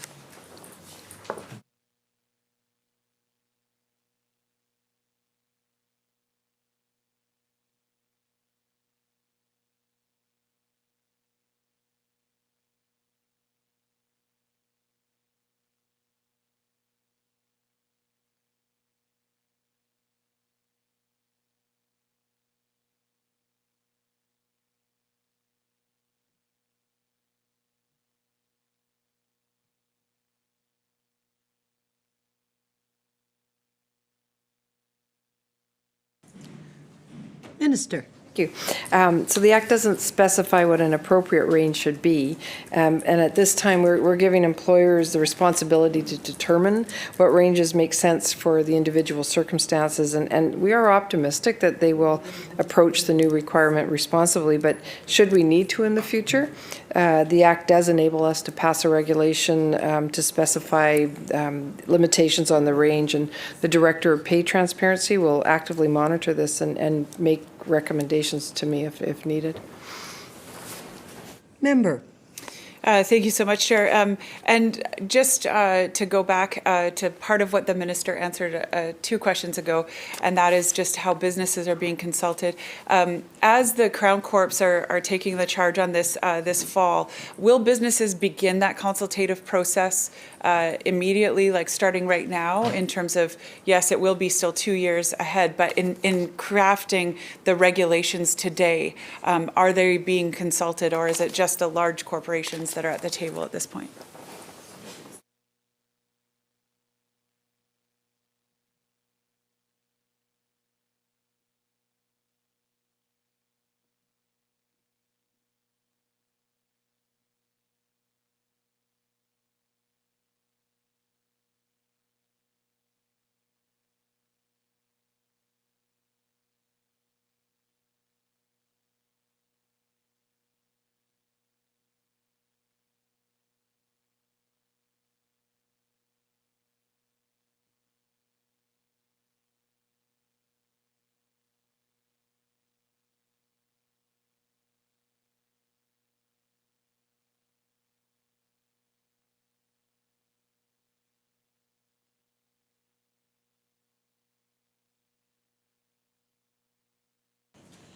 Minister. Chair. So businesses were consulted during the crafting of this legislation, so they've been actively involved. But so what the next stage is to do that work with the Crowns and the PSA to develop that. And once it's developed, then the ministry is going to go out to the next level of employers, like the 1,000 employee level, and say, does this work for you, or does this not? Like, is this something that, is there something we should, you know, is there changes that should be made that would better align with employers of your size, and so that, you know, we have something to start with. So that is the process that we're looking at, but you know, things could change as we move along, and because we want to make sure that this is going to work for people. Member.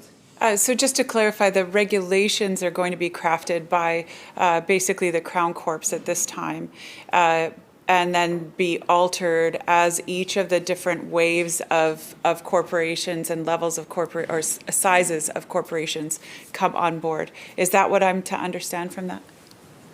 Minister. Sorry, thank you. They're going to be crafted by the ministry, with input from the Crown corporations and the public sector's agency to make sure that it's working. Member. Yes, duly noted. Crafted by the ministry with the input of the Crown Corps at this time, and public sector, and then adding each wave. So each wave of different size of business will be able to weigh in on the regulations. Sorry, that's what I'm referencing. Will be able to weigh in on those regulations and make alterations as necessary.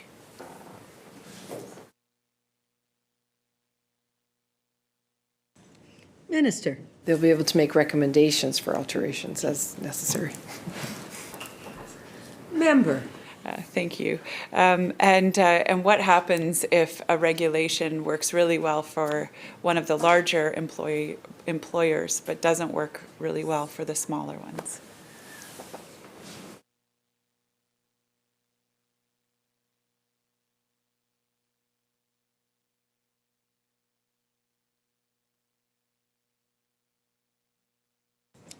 Minister. Thank you, Chair. So, I mean, we'll take that advice under consideration, because the goal is to make sure that it's going to work for employers. We don't want it to be unwieldy. We don't want it to be, we don't want to say this only works for some Crown corporation that has a huge HR department, and not for the smaller employer that has themselves. I mean, I can imagine myself doing it, with my small little group. We recognize that. So we want to make sure that if we need to make changes, then we can make those changes so that it does work. Member. Thank you so much, and thank you for that reassurance, because I do know, and I know you were typing as the HR, but also wearing probably 15 other hats for those companies, and a lot of them, the companies that are just on that threshold, right? Just the ones that will hit right into that 50 plus, 100 plus, that oftentimes don't have that full-time HR person, or that don't have that amount of person power. So very much appreciated in terms of that reassurance. I am going to conclude my questions at this point. I just wanted to thank the staff. You guys are absolutely incredible, extraordinary. So I so appreciate it, and I also appreciate your enthusiasm today and previous to this. This is exciting, and I want to celebrate it.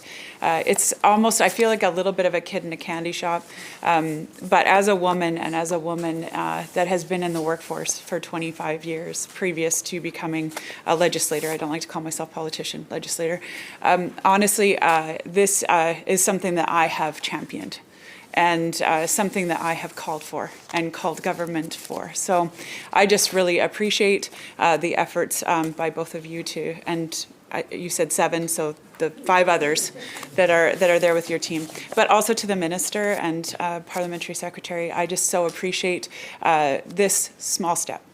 And I will say that with a little bit of a proviso, you both being female, I am going to, champion the fierce woman aspect as well. But it is a step, and I want to celebrate this as a step and make sure that we go on record saying, yes, sure, we would have loved for you to just take our private members bill and make it your own, and so we would have celebrated that too.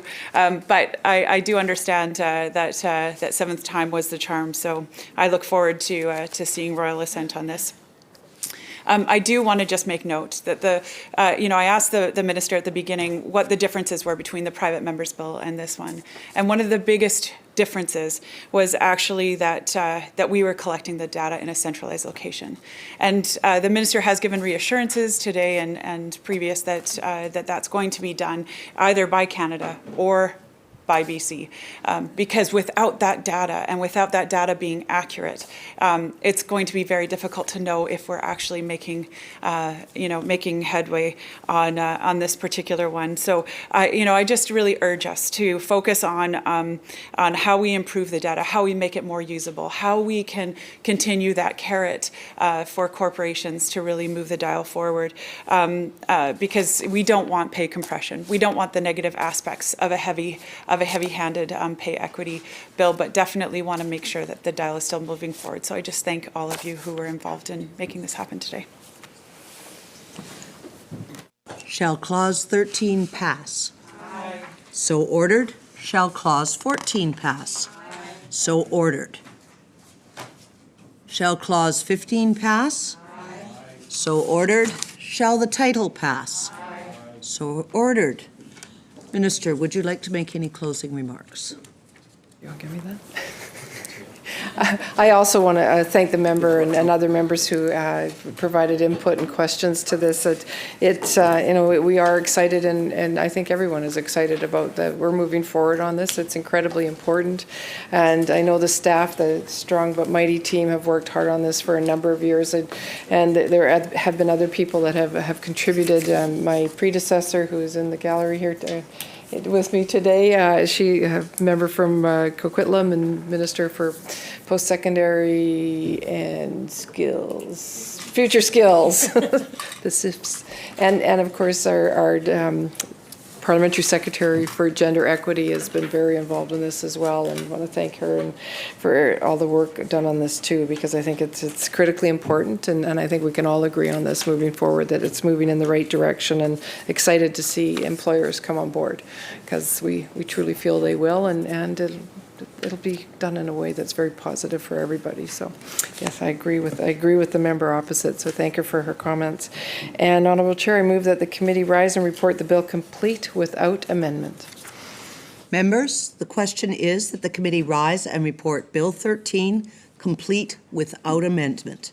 Those in favor indicate aye. Aye. Those opposed indicate nay. Motion is carried, and this committee stands adjourned.